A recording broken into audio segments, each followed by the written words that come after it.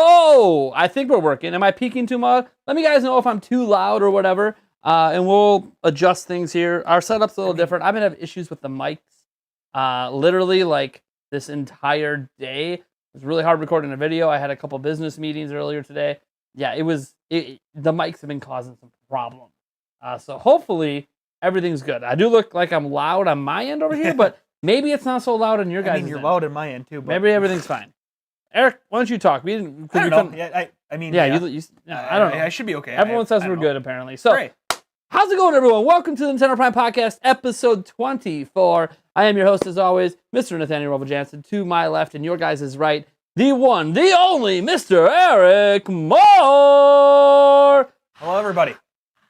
I don't have a cheer button, or I really need to get some sound effects up in here. Whatever. How you guys doing? So, for starters, to anyone watching this live, deeply apologize for starting roughly 30 minutes later than we planned to. You could argue 40. Sometimes we kick off the intro, the 10-minute intro, right on time. Sometimes we do it 10 minutes early. Today, we were obviously half hour late start and everything. It is what it is.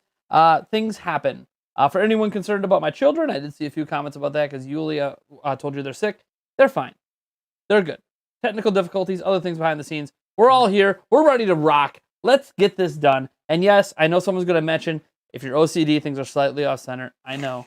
Okay? I know. That's why I try to slide a little I know. bit. Another thing is I bumped the camera earlier today, so now it's not in the right spot. And so, you know what? Just be happy we're here. Fuck okay? today. Fuck today. Do you guys think this is a professional outlet? That's a good one. I mean, come on now. Anyways, we have a few topics today, which I totally don't even have open. See, that's how professional we are. First one. Wait. First one was, you come. I'll let you bring up the topics today. Yes. But before we do that, I got to tell you guys something, okay? The Nintendo Prime Podcast is going to be moving very soon. I don't know when. To a theater near you. No, I'm just kidding. And I'm not talking about the audio version. I know we're behind in the audio version. That's because there's some stuff going on behind the scenes. Essentially, we are going to have a new YouTube channel. Hey! Oh, yeah. It's going to be the Nintendo Prime Podcast channel. That's what it's going to be called. So we are working on some stuff behind the scenes. There's going to be a new podcast channel, and we're going to be doing all of our podcasts there. Also, throughout the week, I plan to clip out some of the best moments or best conversations and kind of throw them up on that channel throughout the week. So there'll be like there's the main podcast, and then there's the clips. All right there on that channel. So the channel's not ready yet, so I'm not linking you guys to anything, but when it is ready, we're not going to just move over there right away. I want to make sure that we get all of the needed features of YouTube. Reality of YouTube is they restrict features so you hit a certain subscriber count. So what I'm going to do is I'm going to mention the channel. Once it's launched, I'll put it in our community tab. I'll put it in a few other places. I'll probably start, before we even live stream there, I'll start like once a day uploading old episodes. And then you guys can go there and rock out. Have a good time. We're going to there's just going to be that new channel, and once we get to a certain subscriber level there, then we will start doing our podcast there. We will still push the podcast on our Twitter and our Discord, and we'll throw a community post up on our YouTube channel. We'll be advertising it ahead of time. We might even set it as a potential featured video on the day of the podcast, but it will no longer be hosted on this channel. There's a number of reasons for this. Chiefly, it's just because this channel is going to be undergoing a massive reorganization of how things are happening. A bunch of playlists that you might, if you go check my playlist, it's like a giant mess. A lot of those playlists are going to go private and not be public anymore. Some of the playlists that are just worthless are going to be gone. I'm going to be just reorganizing the channel in general, tidying it up, might even get videos on some sort of schedule. Can you believe, what's a schedule? I don't want to commit to anything yet. You guys know my tendencies with schedules. Hello, what just happened tonight? So there's just a lot happening behind the scenes. A lot of stuff I can't really get into right now. Heck, we're going to have a channel trailer pretty soon. I don't know if you guys know what channel trailers even are. Basically, for new people visiting the channel, hey, this is what the channel is, this is what it's about.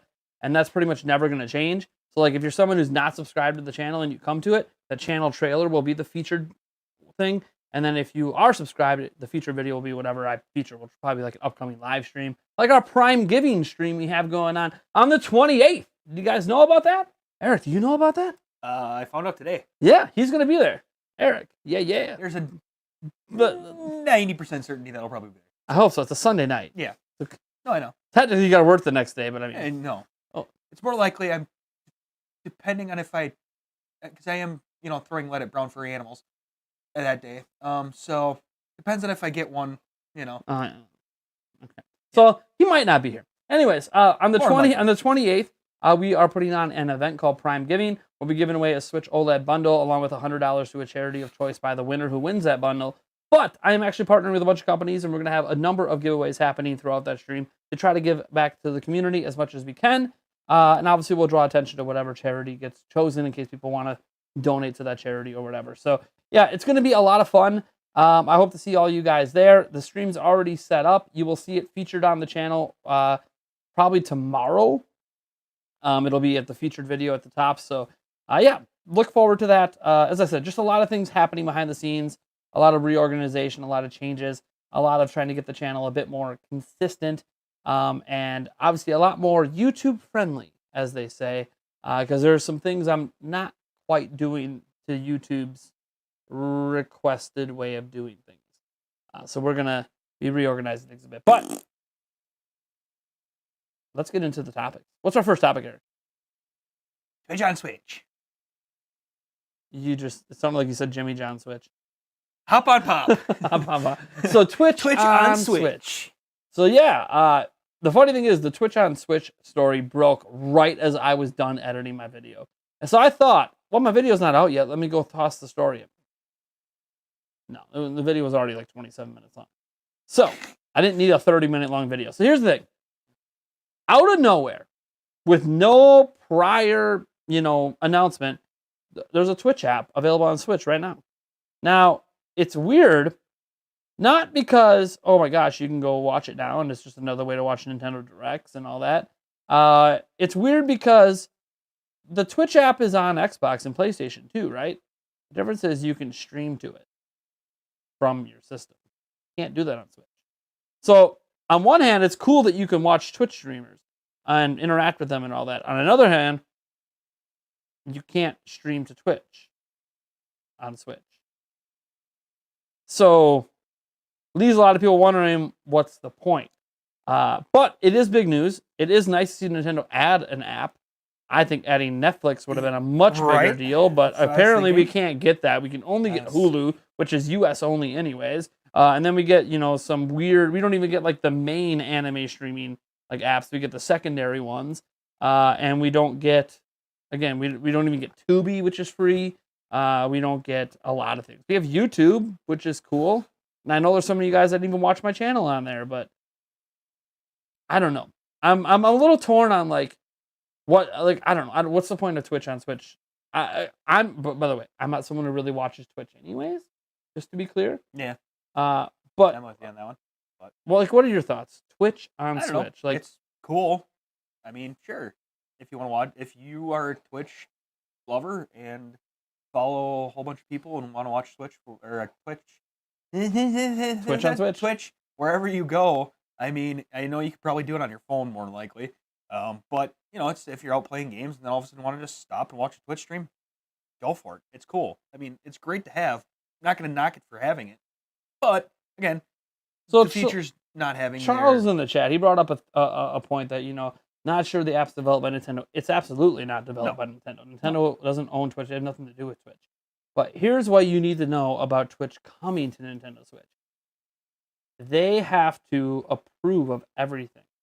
You think Twitch didn't want to put an app on Switch day one? You think probably. Netflix doesn't want to be on? Like, all these apps, Hulu, they're made by other companies. Nintendo doesn't make them. Nintendo has to be the one to approve of those apps. So, to me, it's just one of those situations where I'm glad it's there, but it should be like one of dozens that we have. Yeah, absolutely. And that was an OLED screen, which actually makes it nicer to look at and portable. Yeah. Like, I've been watching, we just finished up the second season of Lock and Key. Yulia and I did on Netflix, and it would have been cool if we could have watched it on our Switch OLED. I actually think we would have watched some of the episodes on the OLED. It's more comfortable to hold than my phone when we're laying in bed. And it's bigger. quite a bit screen, and it's also an OLED screen. Well, my phone is too, but a bigger OLED screen. Right. So I don't know. I'm kind of indifferent. Like, it's good it's there, but we should have a lot more. Yeah, 100%. It reminds me of how much Nintendo is drip feeding us multimedia apps, and I don't know why we're being drip fed them in the first place. It makes no sense. It doesn't take away people gaming. Right. So, Netflix, Disney, Amazon. Yeah. I mean, the list goes on and on. Paramount Plus. I don't know if Crunchyroll's on there, but I don't know the Crunchyroll. I don't think it's on there. No. There's a different anime app on there. But yeah, it's, I don't know. I know Timothy mentions, that, hey, Twitch is owned by Amazon, so what about Prime Video? That would be nice if this was one of those precursors to Amazon Prime Video. I also think Amazon Prime Video would have been a better ad than Twitch in the first place. Yeah. Now, this isn't because I'm discluding Twitch. I understand why Nintendo would be more willing to do Twitch because they stream on Twitch.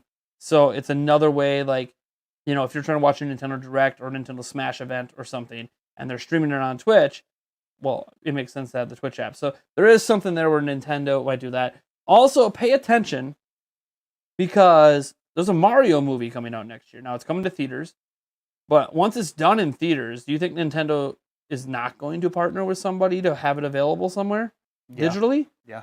Like, it would be really weird if the Mario movie is like the only movie you can't get digitally anywhere on any service. Oh, for sure. Like, probably won't be Netflix since clearly there's a problem. Could be Hulu.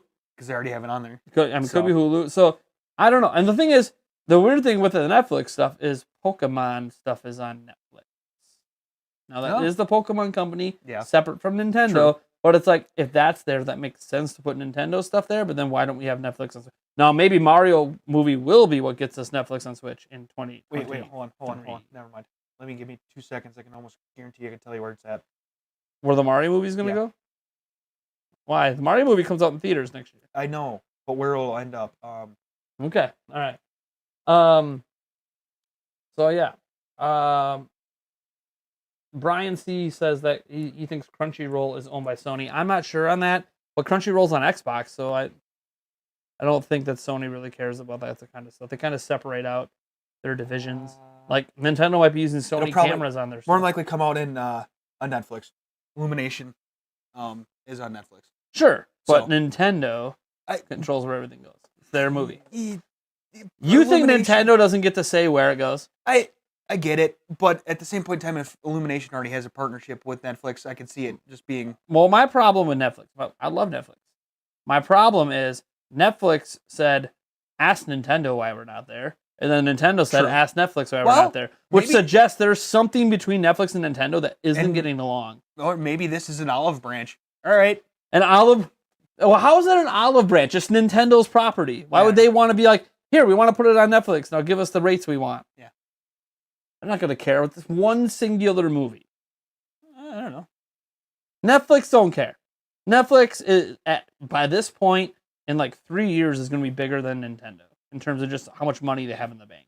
Now that they're actually profitable. So, again, I hope for the best because I want Netflix on Switch. But also, it's almost 5 years in and we still don't have it. So, like, it's literally the most popular streaming service in the world and we don't have it. So, I don't know that a Mario movie is going to change. No, I'm not, by the way, this doesn't mean a Mario movie won't be available on Netflix. It would just be like Netflix isn't still on Switch. Yeah. Which would be really weird that you couldn't watch but again, Pokemon, well, they have a different app on Switch to watch Pokemon stuff. Yeah. Because, we can't have Netflix. Yeah, right. If they just give us Netflix, we don't need the Pokemon app thing to watch. What they probably do with that Pokemon app, though, is they probably like direct into the Netflix servers and freaking only allow you to choose the Pokemon stuff. That's probably what it is. Nah. There is more on that app than on Netflix, but still. Yeah. I don't know. Like they just added Detective Pikachu out in the UK on Netflix. It's getting added like in December, so it's like, God damn, can we get this stuff on Switch already? And some people might go, who cares? And I understand. I got a billion ways to watch Netflix. It's like, but I just explained a certain situation in my bedroom where I actually would use my Switch instead of my phone. But I would like to have full access to my phone while watching. We have a TV in there, by the way, so it's not like we do. But sometimes, based on how you want to lay in bed, the TV isn't always the most comfortable thing to look at. So, like, you'll lay in a certain position, you're like, this is comfy. I just want to set something like right here and watch it. But I don't want to hold my phone because maybe I want to text someone. Maybe I want to play a little game while I'm also watching. Be like, then set the phone down and play a little Switch. Yeah, but here's the thing: if I'm playing a game on Switch, I ain't watching. Switch games are a little too intense. You need a TV for your ceiling. They're a little too intense. Oh, trust me, I've told Yulia several times to let me ceiling mount. It's like, no, I'm like, they make ceiling mounts. Let me ceiling mount a TV. I want to put an 85-inch TV on the ceiling. In fact, I might never leave my bedroom. Right. Literally, Xbox, you're going up there. PC, you're going up there. Everything's going up there. Never leaving the room. Instead of this desk, we're sitting on the other side of the bed. Why not? I mean. Anyway, so yeah. Twitch is on Switch. It's a cool thing. It rhymes. It does. Someone's probably going to make a song about it. That someone will probably be me, drunk on a stream. Yeah. But yeah, it is what it is, I suppose. I know some people are getting sick of me saying it is what it is. I say it a lot. It is what it is. I also say all that jazz and all that jazz. I know the common things I say that annoy people sometimes. Jazz. What do we got for our second time? By the way, I'm gonna do this little shotty of vodka quick. This is a shout out to JLo who gave a $10 super chat. Literally before the stream started, probably concerned. I think it's mentioned something that I hope the kiddos are okay. They're fine. I just, other reasons that we were late. So, yeah. I'm going to do this. By the way, all super chats or whatever, I do shots on pretty much everything I do. So it is what it is. Yes, folks, drink responsibly if you are drinking, et cetera, et cetera, et cetera. This podcast is kind of for edgier, more adult-oriented, more mature. It is. People. Well, you dropped an F-bomb at the beginning. I did. Yes. Because by the way, if you want kid-friendly podcasts, they do exist. Just Nintendo has an official one, actually, the Nintendo Power Podcast. That's not this one. We're adults making content for adults. All right. Yo, 80-inch. Chat. Yeah, what's our next topic? Next topic, the Game Awards. With Jeff Keighley saying that half the show is going to be new game trailers, movie trailers, and half of it's going to be awards. Yeah. There were some other things he mentioned. That there's going to be double-digit brand new game reviews. That's nuts. So that means at least 10. Could be more. Double digit can go all the way to 99. So at least 10, max 99. Probably not 99. So I would say at least 10, maybe 20. Yeah. I would say somewhere in that range, probably. Unless they hit the scissor reel. And he has really good gets every year. Like last year they had the world premiere of like Dragon Age or something. So like they have a lot of really good gets. What was it? Back in 2019, the Xbox Series X got unveiled at the Game Awards. Not E3, not an Xbox event, the Game Awards. Now, does that mean we're getting new hardware revealed here? No, I don't think we're at that point right now. But I do find it interesting because the Game Awards, Jeff Keighley said something today that was very interesting. That shows he actually pays attention. And I think I knew he paid attention because if you guys think back to Summer Game Fest this year, how much better was Summer Game Fest over the 2020 version? Remember the 2020 version that had like, I don't know, what was it, 20 different live streams spread over 4 months? Oof, that just sounds nasty.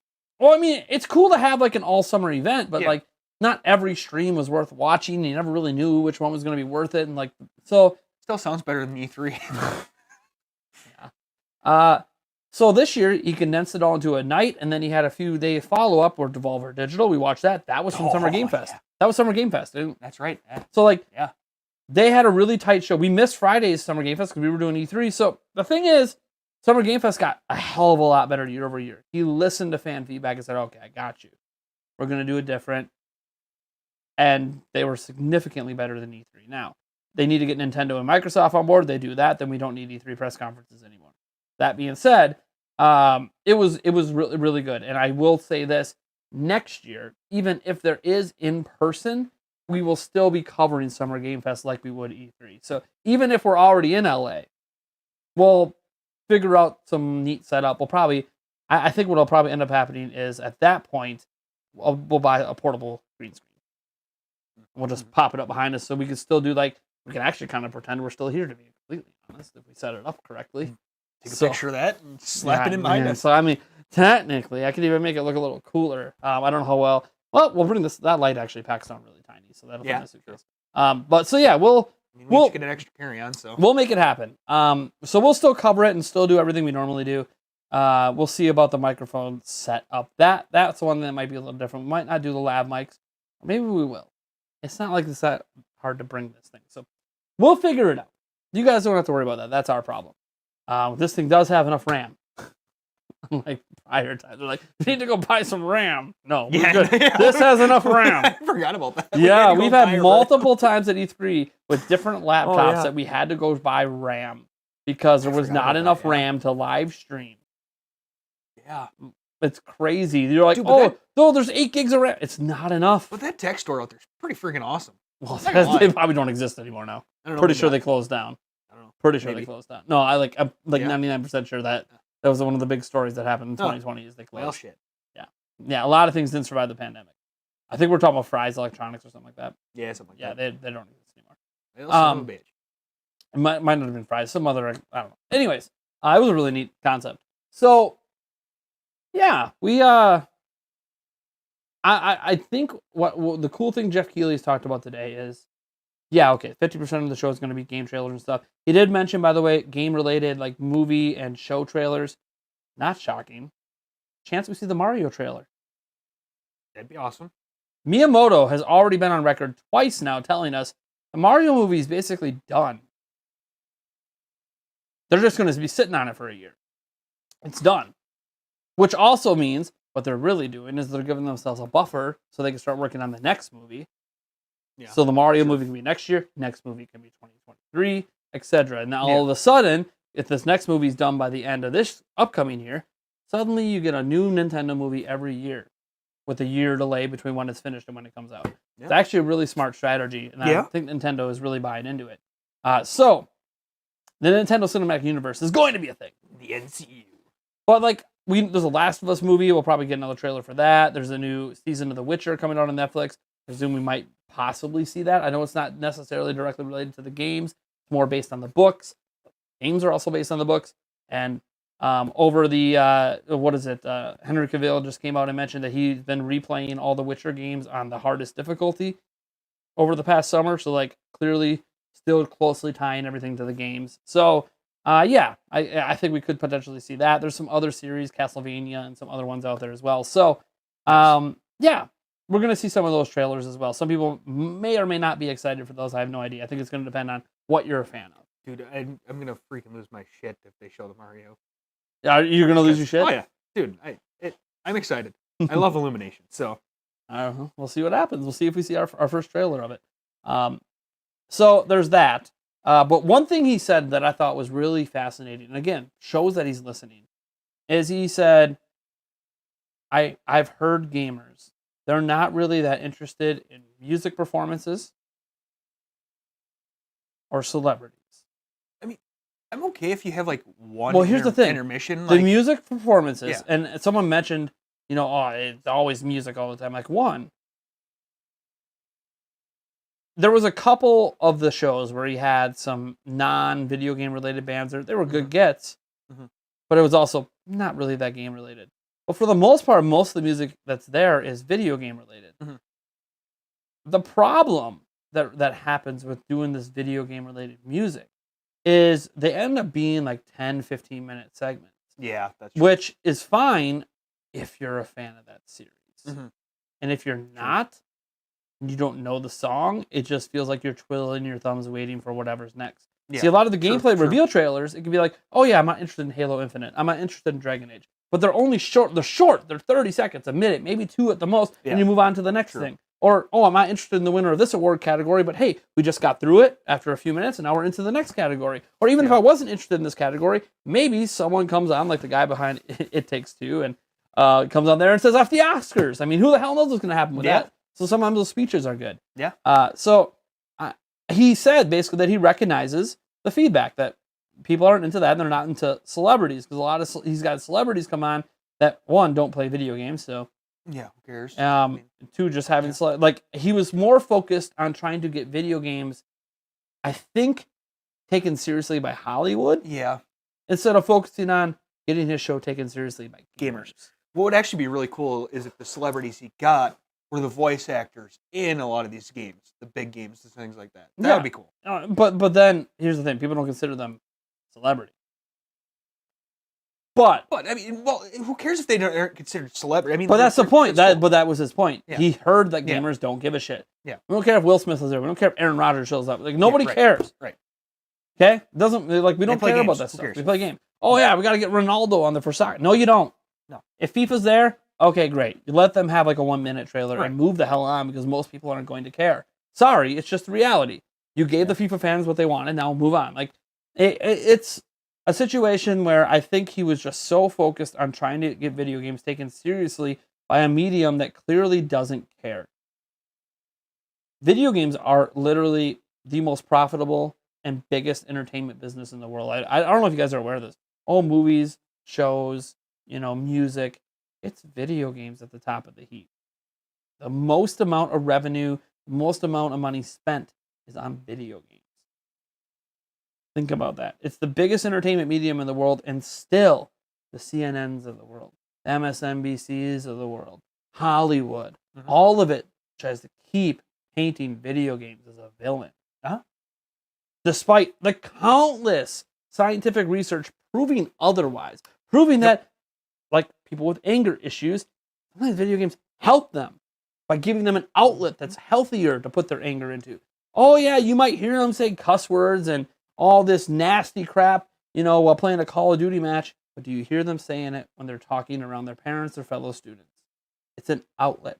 Yeah. So they can, by the way, some kids do. I'm just saying it's an outlet. Scientific research has shown, yes, more aggressive people are likely to play aggressive games, but the games aren't the things making them aggressive. They were already aggressive, essentially what the research shows. So it's interesting because I think that was Jeff Keighley's goal, was one, make a Game Awards that matters and make it matter by making the rest of the world respect games. And I think what Jeff Keighley has come to realize since those days, he spent years, I mean, it's been going on since like 2012, 2013. Yeah. It's been almost a decade that he's been trying to make that happen. He's starting to realize, as they got 83 million viewers, none of them coming from the big media outlets, that, you know what? We don't need them. We're bigger than they are. And he knows it. He even talked about like doing this virtual show. So people don't know, there's been like concerts and stuff that happened inside Fortnite that were all virtual, and basically everyone get on their Fortnite characters and dance together and chit chat and shoot some guns and watch a concert. And he's trying to bring it in that way, and he thinks these virtual shows might eventually be bigger than even people watching on channels like us or the official Game Awards channel. Possibly, as people get together virtually or in virtual reality even. It could be a really big deal someday. I don't know that we're there yet. He said like in 5 years he thinks it'll be bigger. But it's interesting seeing like these are mediums that the rest of the media is like, boo, don't escape into things. Boo, pay attention to what's going on around you. Boo. And he's just like, look, we know what video games are. I'm done trying to make this show Hollywood. Yeah. By the way, I like the suits. I like the professionalism. I like the Oscar style. People aren't really complaining about that. They're just complaining that you're trying to appease a crowd that doesn't want you. So stop trying to appease them and actually pay attention to what gamers are saying. So that was kind of the big news today, was that Jeff Keighley basically said, yeah, I heard you guys. Got you. Nice. 50% of the show's awards, 50% of the show's game trailers and movie/TV trailers related to it. We know what you want. I know. He even mentioned, I realize a majority of people watch for the game reveals. I know. I'm aware. That's what I'm giving you. That's awesome. I mean, if you want to have like a... I mean, by the way, I want the awards to be better. We've talked in the past about some of the fumbles with the awards and rushing through things. And we have to watch the pre-show because there'll be awards given out on the pre-show, which that's not a pre-show then. Right. That's just the start of the show. Yeah. Yeah. You can't give out awards on a pre-show and then say, oh, no, pre-shows are introducing you to the main show, but then you have awards on it, and your main show is an award show. Your pre-show goes through all of your awards and the games that are nominated and maybe some analysts saying like who they think might win, backstory behind the games, things like that, discussion around it, maybe with some developers in interviews. That's what a pre-show is for. Not to hand out awards. Or just watch our pre-show where, we'll probably end up giving something away because I always do. And we'll just have a lot of fun and we'll chit-chat. We'll basically do what the pre-show is supposed to do. I'll probably be here for it. I'll be late. Which I'm thankful you'll be there. I hope you're going to be there because the big thing for me is it's on a Thursday. Yeah. I have my kids. Yeah. So I still got to get them to bed. So I got to step away at one point. Yeah. I need somebody here for that. You should be here by then, yeah. I would assume. Barring work ended up going super late. And then it's like, I don't know. Right. Kids? Yeah, right. Guess what? You can stay up till 10. Have a good day. Yeah. I'm going to regret that in the morning. Just smack them around. No, I'm just kidding. So, as the Game Awards are supposedly going to get better, and I believe in it because the Summer Game Fest got a lot better. By the way, I know not everyone likes Jeff Keighley's presentation style and the way he organized it. It's fine. Yeah. It's still way better than you. Oh, God. So what are your thoughts on the Game Awards? Are you excited for the Game Awards? Yeah, actually. I always keep forgetting about it, and then you keep bringing it up. Well, because it's always the big end of the year event. Oh, yeah. It literally is usually like the last thing of the year. Not a direct, it's not a PlayStation event. It's a general celebration of gaming in early December. Happens every year now. And it's always weird to see it's always fun to watch to see the random what's going to happen this year. Like you said, the one guy getting up there and saying F the Oscars. Like, what is the outrageous thing that's going to happen this year? Because it almost seems like every year there's one just randomly out left field strange thing that happens. And it's like, what's it going to be this year? Sure. And it can be something. And then, is there also going to be a speech that is impactful? We've seen a number of, when Greg Miller gave his speech and talked about, his struggles, but then also mentioned, hey, by the way, who doesn't get recognized? Like the hundreds and hundreds and hundreds of little people working on the game that are in the credits that nobody knows who the hell they are. Mm-hmm. Everyone knows who Sakurai is or Miyamoto, but who are all the people working under them that are doing all the grunt work that nobody knows? Mm-hmm. And it was a really nice, impassioned speech he gave that it's like, yeah, that's good.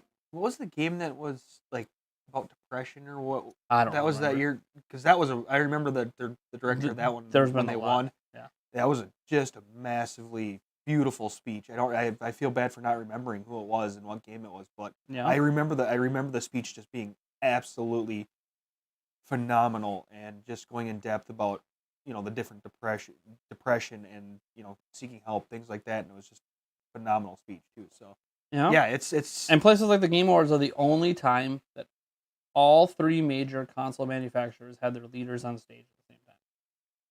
It's only ever happened at the Game Awards. Never happened on any other stage anywhere else. Now, we kind of tempered it as we found out that Reggie was retiring shortly after.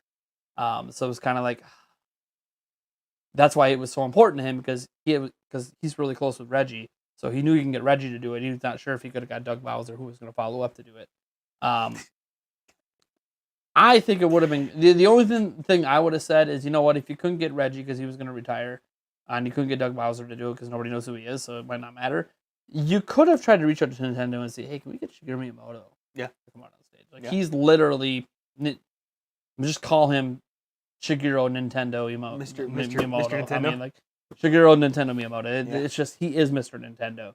Obviously, he would have probably preferred if Iwata would have been still alive that Iwata would have came on stage. Yeah.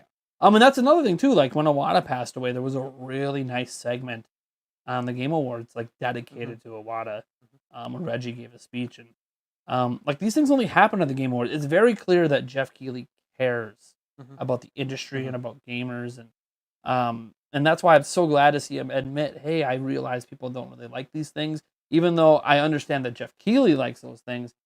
I think it's very obvious he was trying to reach for an audience he was never going to get. And I think he's just accepted after getting 83 million last year that, hey, we're getting more viewers than the Oscars. We're getting more viewers than all these other big things. So why do we care what they think? Yeah. So it's kind of cool. So yeah.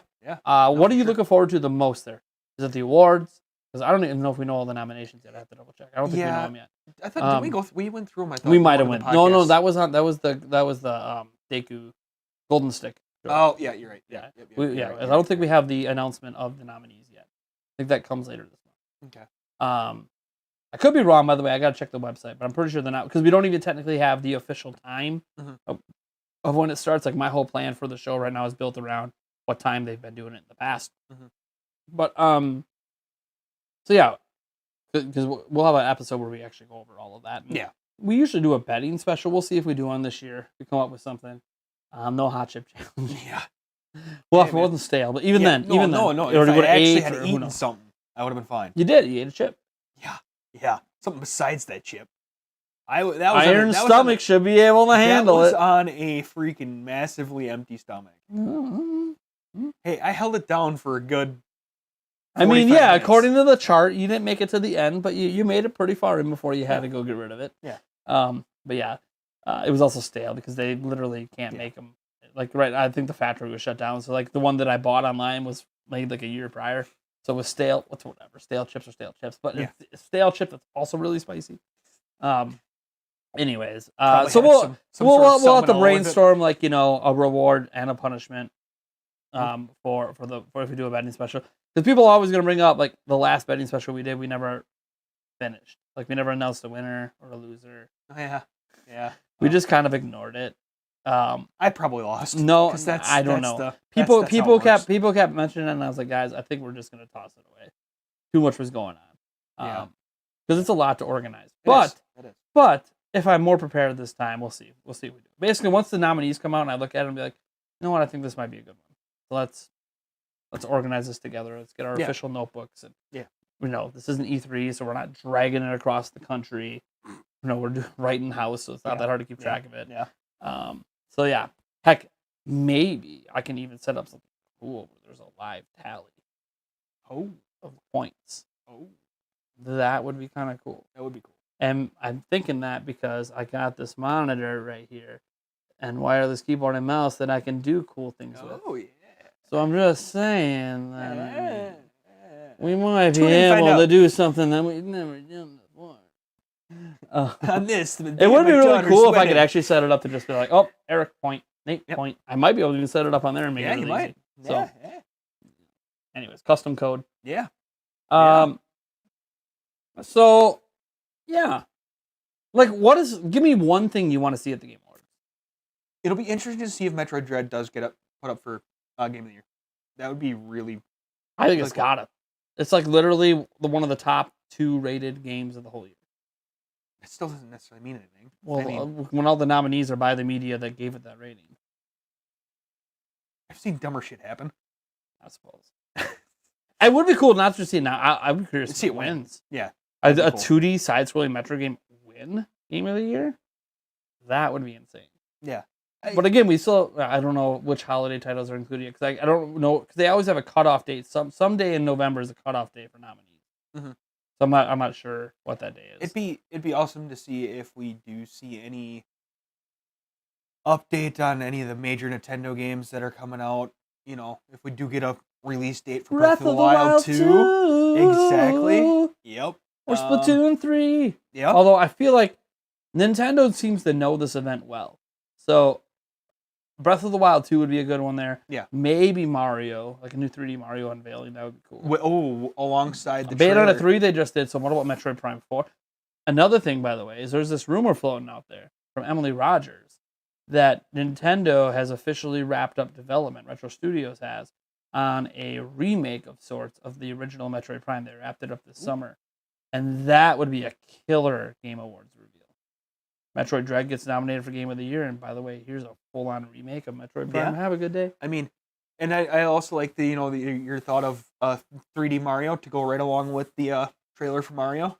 I mean, I also like my idea of pillars of fire coming up from the ground and unveiling Switch Pro. I mean, yeah. I've had this idea for a long time, and Nintendo still hasn't done it. Or the new Donkey Kong game that gets turned into an announcement for a Donkey Kong movie. I mean... by the way, I don't think they're announcing Donkey Kong movie this year. Yeah, probably not. I think they're going to... We haven't even seen the Mario movie trailer, so we're not going to... Let's announce a new movie before we show you our current movie. Exactly. Before you even know if you like our current movie. Hey, by the way, we're making a Donkey Kong movie. So yeah, Nintendo has something there every year. Mm-hmm. Whether it's going to be something exciting, I don't know. That's the thing. We don't know. Nintendo's always the mystery. Like, something exciting is going to be shown for Sony. Something exciting is going to be shown for Xbox. There's going to be some sort of big indie game. Mm-hmm. And probably multiple third-party big games. It's just, what's Nintendo going to bring? Are they bringing one game? We already know 2022 is packed. They could bring trailers for 3 games, 4 games. Good. Nintendo could really be packing the show. Mm-hmm. So yeah, well, we'll have to wait and see. And it's a good time for all the companies because all 3 systems are basically selling out pretty well worldwide. PlayStation 5, Xbox Series, and Switch are all selling phenomenal right now. So it would be a good time for them to all get extra momentum heading into 2022 because all of them are fighting for people's time next year. All 3 platforms, I think, are going to have massive lineups next year. Mm-hmm. Like, if you're a multi-platform gamer next year, good luck to your wallet. For starters, get Game Pass if you don't have it because, my God, you're going to need it to save money. Beyond all of that, like, seriously, next year, if you play everything, like, exclusive-wise anyways, you could be in for a $5,000 kind of year. Like, Ouch. It's going to be insane next year. So, yeah, it's going to be a do come out, and I think it's going to start at the Game Awards where they keep showing big game, big game, big game, and everyone's like, what is happening? Because, let's face it, Xbox... Faces are going to melt. Well, Minds are going to be blown. Xbox and PlayStation need it. Yeah. Because everything's pretty much been delayed, but Halo Infinite, and that was delayed a year, so they need it. And then Nintendo, hey, you know what? It is kind of a light holiday. We do have Pokemon Brilliant Diamond and Shining Pearl and Shin Megami Tensei 5, not forgetting that game. Metroid Dread, but honestly, compare that to like a Splatoon 3, Luigi's Mansion, Xenoblade, Breath of the Wild, Mario. Compared to some of the other big sellers, it's like, yeah, those are big games, but also they're not like the big games. Like, Brilliant Diamond and Shining Pearl is not Sword and Shield. Heck, neither of them might be Arceus. I could even sell even better. So there is this thought process that, you know what, yeah, we know about big games coming next year, but we need to be reminded. Mm-hmm. And screw it. Why remind us? Show us another game next year that we don't even know. Just make us... Heck yeah. That's why I said new 3D Mario. Just blow our freaking minds. So we'll see what happens. I think it's going to be really, really exciting. It always is. I feel like every Game Awards, I've enjoyed it on the whole. Yeah. We were critical of what we're critical of. Usually, the awards themselves, we get kind of critical of because my number one criticism every year is when they rush through them. It's not even rush through them. It's they announce the winner, flash the winner on the screen for like 3 seconds, and then just drop it. And you're like, wait, what game won? Or they'll be like, oh, this game won Best Action Game. It also won blah, blah, blah, blah. It's like, okay, but for some of these awards, you're going through all the nominees. Yeah. And then for this, you just ignore like 4 awards, which it was like, no, it was like one won like Best Music Score. And then all of a sudden, it also won Best Action, which was a huge category. Yeah, right. Best Strategy. It's like, okay, look, if you're winning all these major categories, we need to pay attention to each category. So, okay, you won it, but can we highlight the other games this year? Right, exactly. Because there's different nominees in those categories. Right. So even though one game might have won 3 major categories, I want to know the other games. Do each individual prize at a time, or award at a time. I mean, go through. And we talked about this before. Like, I think one issue they have is the esports awards. Yeah. They have a bunch of them, which is fine. And I keep telling Jeff Keighley, I've emailed him so many times, you need to have an esports night the night before. Yeah. Esports night the night before, and then the other, overall game awards the next day, because esports awards should be there. I don't want them cut, but they're also a very different kind of award. You're like best team, best coach, most popular esport game or whatever. And it's kind of like, okay, fine, but that's different than best action game, game of the year, best musical score, best indie product, best family game. Like, those are different kind of awards than esports. So have them all, but do 2 nights. Those almost seem more like individual awards versus like actual game awards. Yeah, even like, the creator award or whatever they have. Like, do all that on like the night before. Make it like a kickoff event. Yeah. And Jeff Keighley, you love your kickoff events. So do a kickoff event, and you could literally get rid of a third of the awards right there. And then suddenly, the next day, when you do your full-on 2.5 hour, 3 hour show, where you're going to have an hour and a half of game reveals and all this stuff, cool, you can actually take the time to present each award. Now, I understand, too, there's also this thing. Some of the awards, I think, get rushed because while a game might win an award, they couldn't get a hold of anyone at the company to, like, make a speech or appear on stage. Because, by the way, this is back in person this year. Yeah. So, like, I think there's some companies that maybe don't like the Game Awards, but they're nominated anyways. And so, like, they win an award, and it's like, okay, we got to kind of rush through this because it looks bad for the awards to be like, oh, by the way, this one won, and there's nobody to accept. So we're just sending it to them in the mail. Have a good day. But like, think about this. It's like if a movie won an Oscar or an actor won an Oscar or whatever, and imagine them just not being there, even though they were nominated. Like that just doesn't happen. They're always there. I think it has happened. But has it? I am sure. Yeah, but wasn't there someone there to accept it on behalf? On their behalf, yeah. Yeah, but there's been times that people have won Game Awards that there was nobody there and no video. So just contact one of the main actors in the freaking game or something. Have them come on, voice actor. No. You can't come on behalf of a company without company permission. That's a big no-no. That'd be like, oh yeah, I'm gonna go accept an award on behalf of Will Smith, but he never told me to be here and do that. So whatever. Oh, thanks. No, I get an Oscar to put on my show. Yeah. So yeah, I think there is a part of that where most of the industry supports the Game Awards, or some parts of the industry year are where just, they completely forgot to mention an award. I remember that one. Yeah, because and it mattered to us. Because it was a tiebreaker. It was a tiebreaker. We were tied, but we had a different pick for this award, and we couldn't figure it out because they never announced. And then it was like the next day it appeared on the website randomly on the website, like, and it's like, but they never. And so we went back through the show because I'm like, yeah, did we miss it? Did we miss it? I mean. So we went back through the show. They never announced it.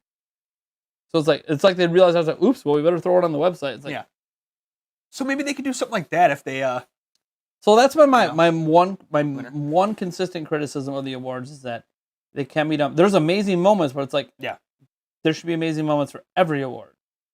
Mm-hmm. Even the awards I don't care about. So I said like esports, I don't care about the esports as much, but they should get proper attention because esports is huge. It is.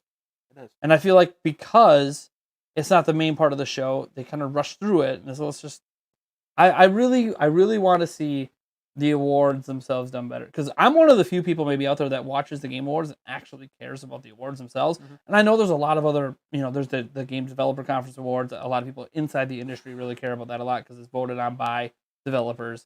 There's also, all these various outlets have their own awards, the IGN Awards, obviously the Golden Joystick Awards. So there's all these other awards, and YouTubers give out awards. So I understand that, but like the Game Awards is the one that's the entire industry's there. You're going to get people in person accepting awards and giving speeches. That's not happening at these other things. Mm-hmm. So, well, sometimes it happens at the Game Developers Conference. But so you think about it, it's, to me, the biggest awards there is. Maybe the most prestigious. And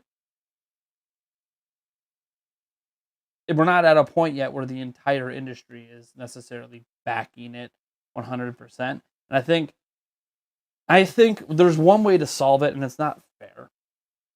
It's before nominees are announced, they get a hold of the companies and see if they're going to participate. And if they don't, you just kind of have to remove their game from contention. Yeah. I mean, because Jeff Keighley should care more about the show. It makes a better show if they can have them either there in person or virtual to accept the award. And if not, then it's kind of like maybe it sucks to exclude a game because of it, but also you're putting on a show and it's a bad look for the show. Now, I'm not saying that you don't want to get them all. And by the way, this isn't like a massive scale. It's only like one or two that it's ever happened with. But it's kind of like still, come on now. But yeah, I love the award. I think it's one of the best events of the year. I mean, after E3, it might be the best event. Yeah.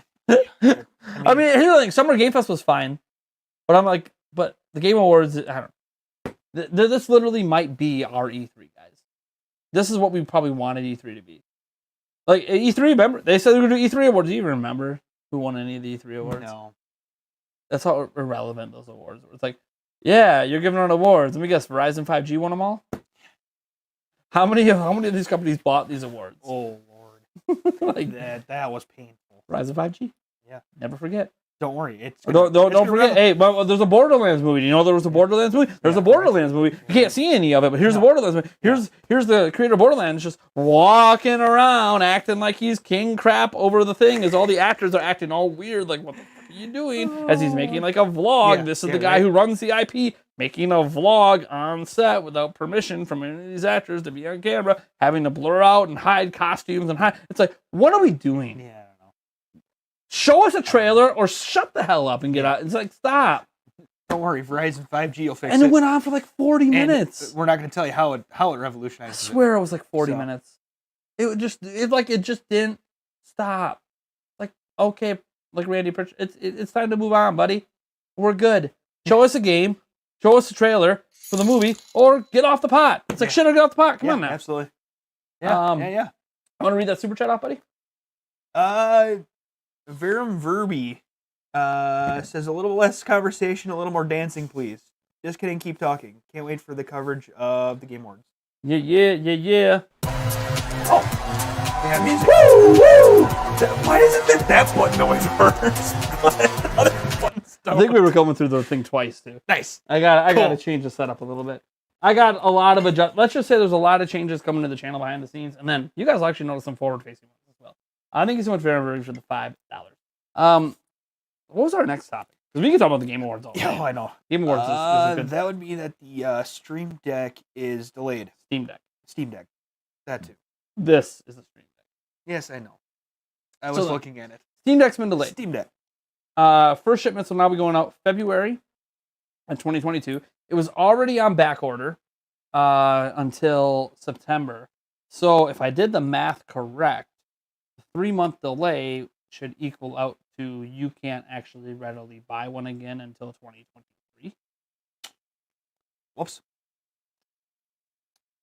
And this is just being able to buy online, let alone just like, and by the way, I'm going to buy online, I mean like you're buying a future, not even created yet system 7 months out kind of thing, rather than actually being able to just go online, buy, and have it shipped to your house in a few days.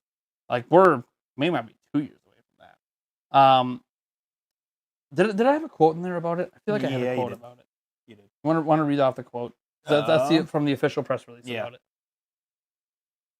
While we did our best to account for the global supply chain issue, by which we mean we factored in extra time to account for these risks and worked with multiple component vendors, our manufacturing plans were still impacted.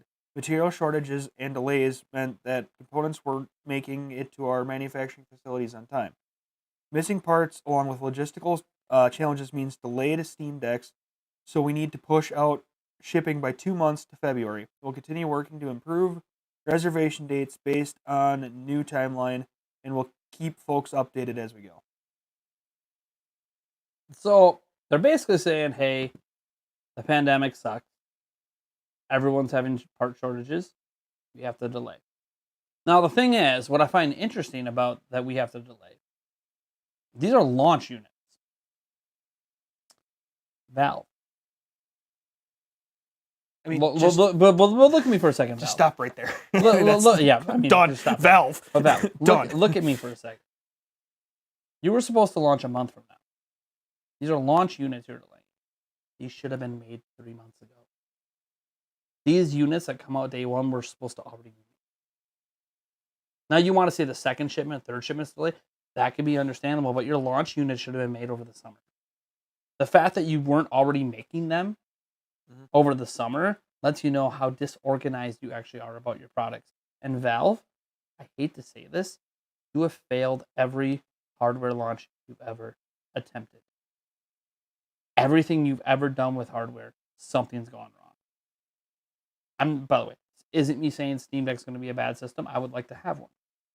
But yeah, where's the I don't have any faith. You've messed up every time. Now you can say, well, it's just a delay. We'd rather have things delayed than done right. But we're not talking about delaying it so it's readily available at launch. We're talking about delaying the people who were going to get it in December to February, and now the people that were supposed to get it in February till June, people are going to get it in June, now delayed out to November. We're talking about a whole line of orders being delayed. You got to understand, they were taking back orders on this thing all the way through September of next year. Back orders, sold out. Back orders. And now the first orders aren't even going to come for a while.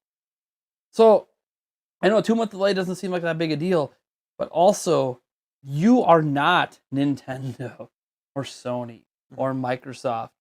And you want to know why? Because they wouldn't have had a 2-month delay. Guess what? Nintendo doesn't have enough Switch OLEDs right now. Did they just say, screw it, we're going to delay Switch OLED till next year? No. They said, screw it, we got a couple mil, we'll just roll with it.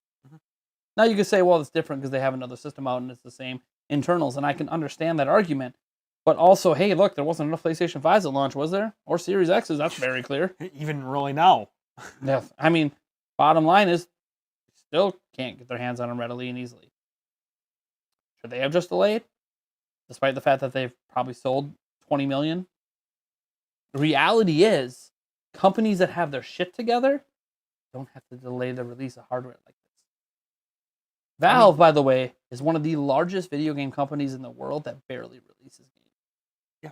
Just so you guys are aware, their backbone was video games, and now Steam is, they just roll the bank. Like, they can do anything they want because Steam's just that consistent billion-dollar moneymaker for them. They can screw up as much as they want. It doesn't matter because they're laughing their way to the bank. Yeah. So this is the problem with trusting Steam with hardware. They've never been trustworthy with hardware. They've failed every launch they've ever attempted to do. And while Steam Deck sounds amazing, who actually believes they can make enough of these ever to matter?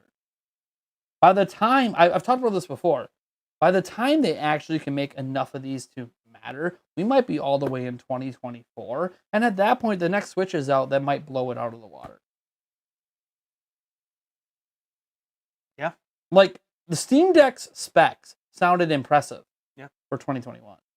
Now we have new Ryzen CPUs coming. We now have Intel 12th gen coming. We have new GPUs coming. And suddenly the technology that's in it is now old already. And it's not even out yet. Well, I mean, now, granted, it's fine that it's old. Switch's technology was 2 years old as well by the time it came out. Yeah. Absolutely. But Switch is made by an established hardware maker that had a massive handheld still selling 75 million units. So they could at least draw it's still a massive upgrade for their handheld users. Steam doesn't have that established base for their own hardware that they could say, hey, we can delay this and still bring it to you. There's no... I feel like a lot of the people that are still saying it's okay, who cares, are and they're still using it to attack Switch, because bottom line is, a lot of Steam Deck people seem to be holding it over Switch. Is... Probably because they're all mad because they couldn't get one in the very beginning.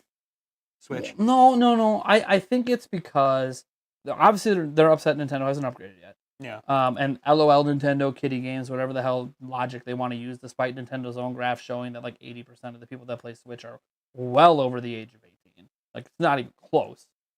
So you'd be like, oh, it's how many kids are just clicking their profiles and making noise. So a bunch of kids are saying they're in their 40s. Okay, yeah, sure, I buy that. Come on. Usually, I was a kid once. I remember getting on websites. How old do you got to be? 18? Okay, I'm 18. Kids aren't being like, oh yeah, I'm 25. Oh yeah, I'm 40. I'm 65.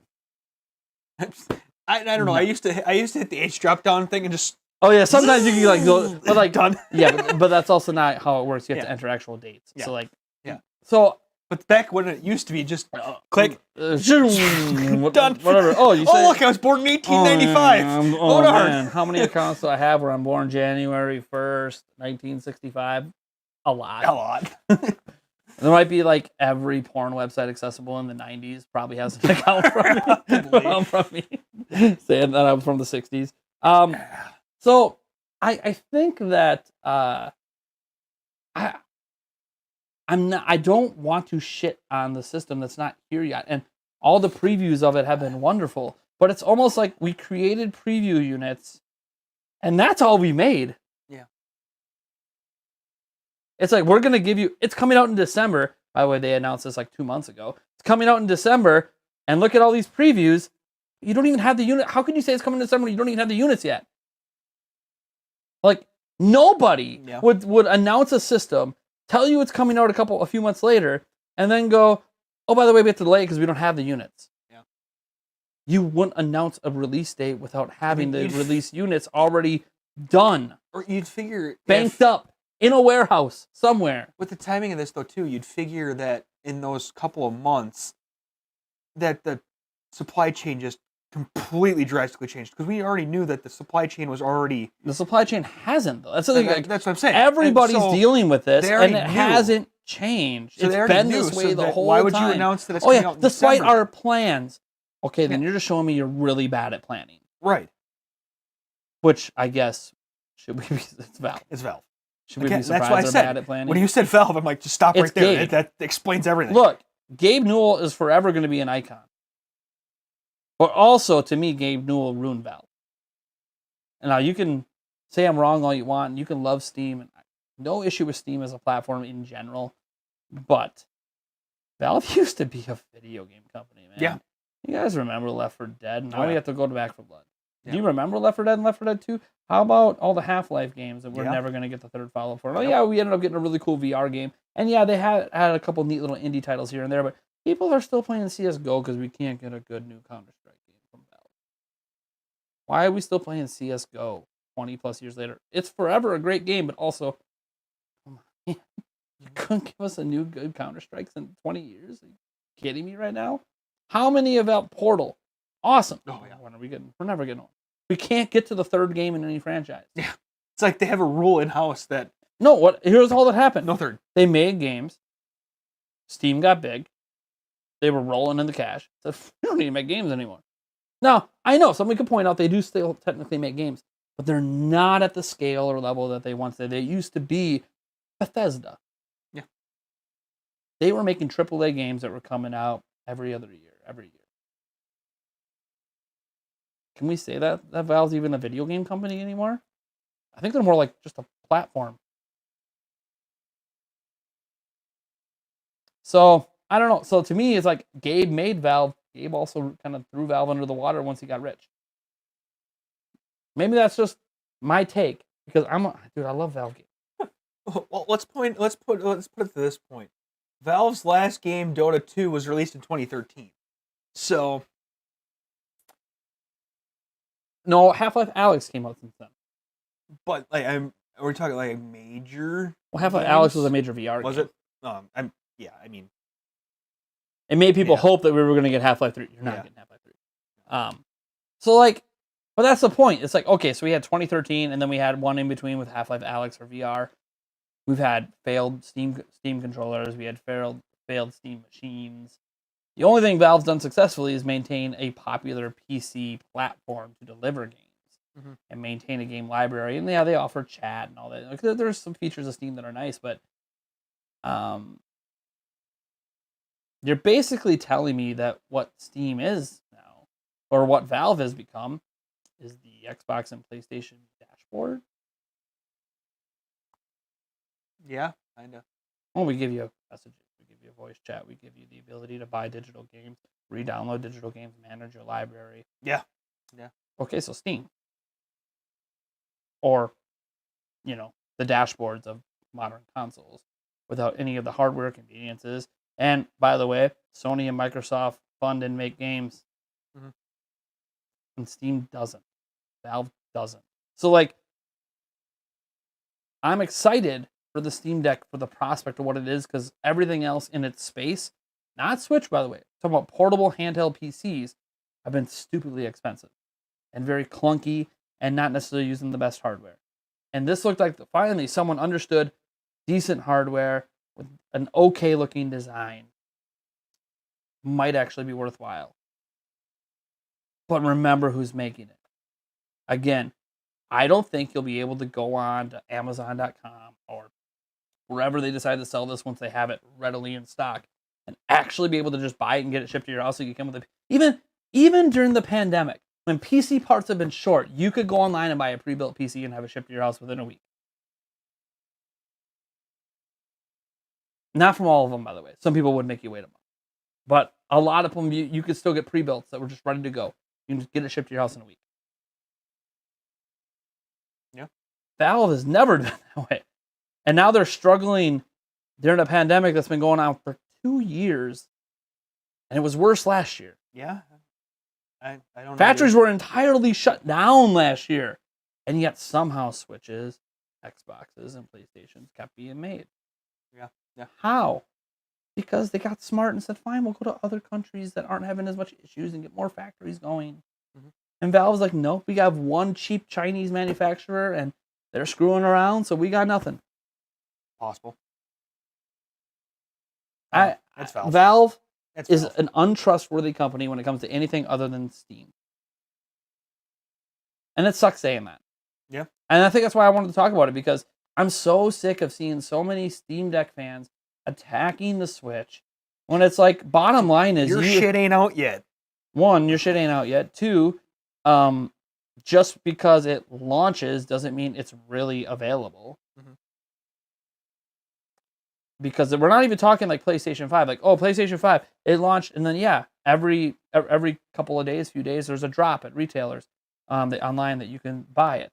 Well, that's not what Steam Deck's happening. They're taking back orders for like the next year. You won't even be able to order the damn thing until 2023. That's how ridiculous it is. So it's like they don't know what they're doing. Which then lets you know that how little they're actually making at a time.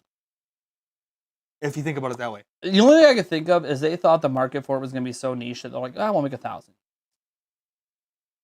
And I don't know how they could think that when they're undercutting everything else in their market by $500-$600, offering a better, more powerful system. Oh, and by the way, there's this massive 90+ million Switch user base that might be looking for what's next. Yeah. So like, it's just bad planning all around for a company that's so rich. It'd be different if this was like an upstart, kickstart. I can understand then. You have limited funds, only what was funded to you. Maybe some of your own funds. Maybe you went broke and took mortgages out in your houses. Or like, it's fine. I can understand. Like when Kickstarters get delayed, sometimes there's fake ones out there. But I also say I can understand it to a degree because money comes and money goes really, really fast. But they're making billions. And they're not like a brand new company either. They've been around for quite a while. Gabe is literally swimming in a Scrooge McDuck vault. That's his house. Money ain't the problem. So they could have had this figured out a long time ago. The problem is their lack of experience and just Valve's generally disorganized with this stuff. And don't forget your corner cutting and your other stuff that. Like when everyone always talks about how great Steam is. Like, you want to get into the negatives of Steam? There are some things going on Steam, and just wait until the NFT craze really, really hits Steam pretty hard. Just wait till you see what good old Gabe is doing to profit off NFTs in a very shady way. It's going to happen. Ubisoft's going to do it. EA's going to do it. Activision's going to do it. Valve's going to do it. Nintendo might be one of the last companies not to do it. I mean, they might do it on mobile games, but I mean on their main systems. Are they going to do like freaking transactions? Freaking what the hell am I looking for? Microtransactions for NFTs? Good God. I mean, what they'll do is they'll end up having. It's going to happen, by the way, guys. There's going to be NFT loot boxes. Oh, guarantee. Would not surprise me at all. So now, not only do you not get equipment, you just get ownership of a potential piece of equipment or a piece of art or a piece of whatever that may or may not be yours, depending on what it is, and you may or may not be able to resell it. And it's all about money. It's not about the game. Like now, it's like you get a loot box. You're trying to get content to use in the game, but now the loot box is for NFT items for, say, I don't know, for Fortnite. Oh no! What are people going to do when you sell them an NFT item? They're going to sell it to somebody else who's going to hold on to it till the value goes up and sell it to somebody else. People aren't going to use the shit. Yeah. They're just going to try to profit. Like it's just, this is why I'm worried about NFTs in video games, because it's going to get to the point people aren't actually playing the damn games anymore. Yeah. They're just trying to make money, and that's all they care about. And if they are playing the game, it's so they can farm a certain currency to end up getting loot boxes to get NFTs so they can sell them. So like, it's my great fear. And Valve is going to be right there. One thing Jeff Keighley did say about the Game Awards, he put his foot down and said there will be no NFT games at my show. Nice. So kudos to you, Jeff Keighley. By the way, I'm not 100% anti-NFT. Yeah, no, I just know it's already widely abused. Don't put it in. And the video game industry already abuses everything else. So why wouldn't they abuse this? So yeah, that's the thing. Right. It sounds nice, but it's abused. And it's going to be abused before we even get it. Oh, for sure. So, is there any topics from the chat you guys want to talk about before we wrap things up here? We did have the one more topic. Did we? What was that? That in YouTube. Oh yeah, YouTube's getting rid of dislikes publicly. You can still dislike videos. The button will still be there. That's the weird thing. The button will be there, but you can't see how many people dislike. YouTube's logic for this and their own video. I had to watch it a few times because I couldn't believe it. It's also funny in their video. in the background of the video, the guy has like a camera like I have sitting on his desk. He's got a really nice microphone on a mic stand behind him. And he has a light, this exact light that I use actually, behind him, shining light towards the camera, which is just a dumb thing to do. And I'm not in that. I didn't even know that's a dumb idea. So like, and the whole time I'm sitting there, I'm like, you work for YouTube, right? You don't have to pretend you're a creator. Like all these items are to pretend you're a creator. Let me tell you what happens with real creators. There might be some camera equipment in the background. Maybe. That is something that does happen with people that are especially really into cameras. But for general content creators, we have like a camera, maybe two. And usually the second camera is sitting away in a safe spot. And also, if that mic is a really, really nice mic, we don't just toss it off in the background. That's the mic we're using. Right. We don't. So, like, I have extra mics. Why would I? Let me just slap a mic in the background back there. Throw your Blue Yeti back there.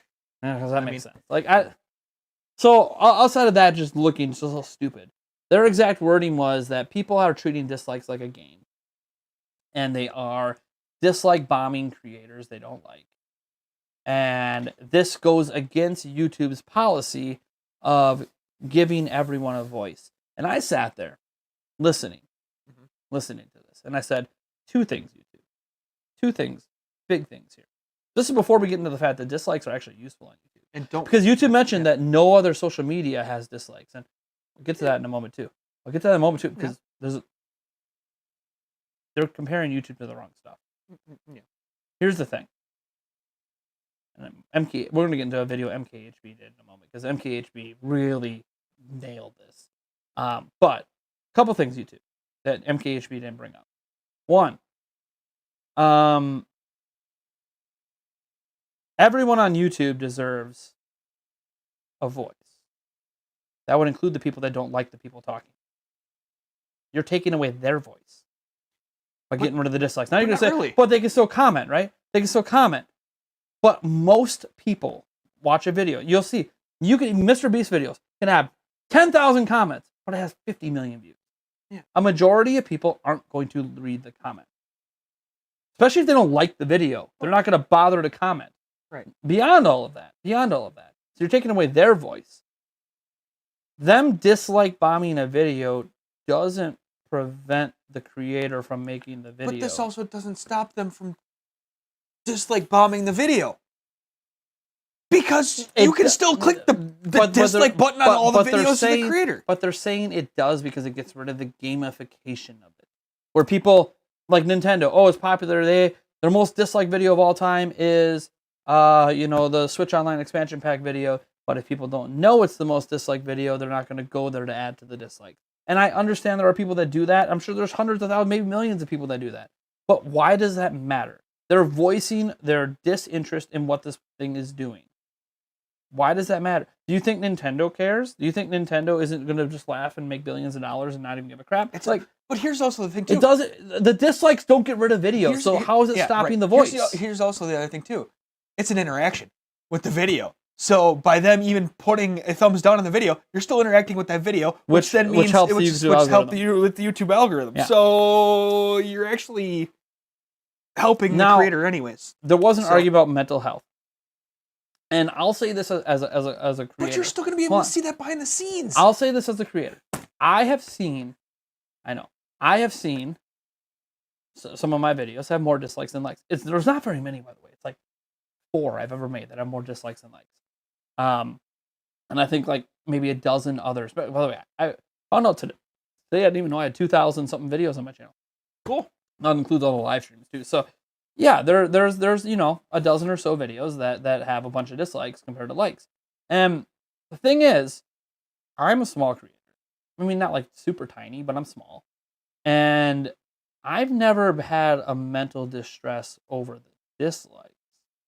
It's when I go from the dislikes and then read the comments. The comments are what really drag you down. Oh, yeah. And I've talked about this before. Even in my videos that mostly like today, my video today, it is a vast majority of people love the video. It's got 6,000, 7,000 views. It's doing phenomenal. It's one of my best videos I've done in the last 10 days in terms of viewership. Getting a lot of likes. Most of the comments are positive, but there's still that 6 or 7 comments in there, bitching about the clickbait thumbnail, and those comments, why do I remember them? Because they stick out, and that's the crap that drives creators down. Yeah. And it happens whether it's just a small amount of comments or it's a shitload of them. And guess what? Disabling the dislikes doesn't get rid of the thing that actually makes creators feel bad, and that's the comment section. And they'll say, but we already gave you the tool for that. Just turn comments off. You're right. Give us the tool to turn off likes and dislikes then. Yeah. Problem solved. Yeah. Oh, you don't like, CNN doesn't like that they're getting all their videos disliked. The government doesn't like they're getting all their videos disliked. Nintendo doesn't like it. YouTube doesn't like it. Then just turn it off for your video. Right. Not a problem. And you got to worry about it. But why don't you turn it off? Because likes and dislikes are a valuable feedback tool. The number one thing YouTube is used for, by the way, guys, isn't all the stuff you see on trending, right? You'll see the music videos. You'll see the Minecraft players, the Mr. Beast videos, the PewDiePie. You'll see a bunch of really you see a bunch of crazy stuff on that are going viral on YouTube. But that's actually not what keeps YouTube relevant. It's tutorial videos. Because when people search how to do things on Google, the number one response are a bunch of YouTube videos. And how do people know at a glance if that YouTube video is worth their time for what they're looking for? Yeah. The likes and dislikes. They ain't going to read the comments. They don't have, they're trying to figure something out. They don't have time. Yeah. Right. And they might get 10 minutes now into a video not knowing how many dislikes it has before they realize this video is bullshit. And then they go to leave a dislike and they're like, oh, well, my dislike doesn't even matter. Because I'm leaving that feedback for future people that come to that video to know. Here's the problem with YouTube comparing themselves to other social media. And MKHB brought this up beautifully. They brought up, well, Twitter doesn't have it, which, by the way, Twitter now has a dislike button on replies to tweets. So technically, Twitter is actually playing around with a dislike button. But Instagram doesn't have one, right? Facebook doesn't really have one. So, like, they go through all this stuff, and it's like, okay, but here's the thing. Here's what you're not thinking about. YouTube is not that kind of platform. YouTube provides guides. It has tutorials. So it's like, imagine if they said on Yelp, you couldn't leave 1-star reviews anymore because it hurts the mentality of the restaurant owner or whatever. No. Yeah. You're fundamentally saying that things will have false high ratings. Yeah. And that's what's going to happen. YouTube is more comparable to something like that. It's a visual medium that has entertainment but guides and everything. You have to consider the whole construct of YouTube, and they didn't when they made this decision. Now, it's possible they re-roll it. YouTube has gone back before, but I mean, it's not like they didn't know they tried to do this before. I thought I heard something I don't know, a few years ago that they were going to hide the dislike button. I don't know, but the biggest thing for me is it's all the dislikes are still going to be seen behind the scenes. Well, and the thing is, they might eventually remove it, make it so where a content creator can't see the dislike. But you guys are probably going to wonder, why don't they just get rid of the dislike button altogether then, right? They just said no one else has it, so okay, then why have a dislike button at all?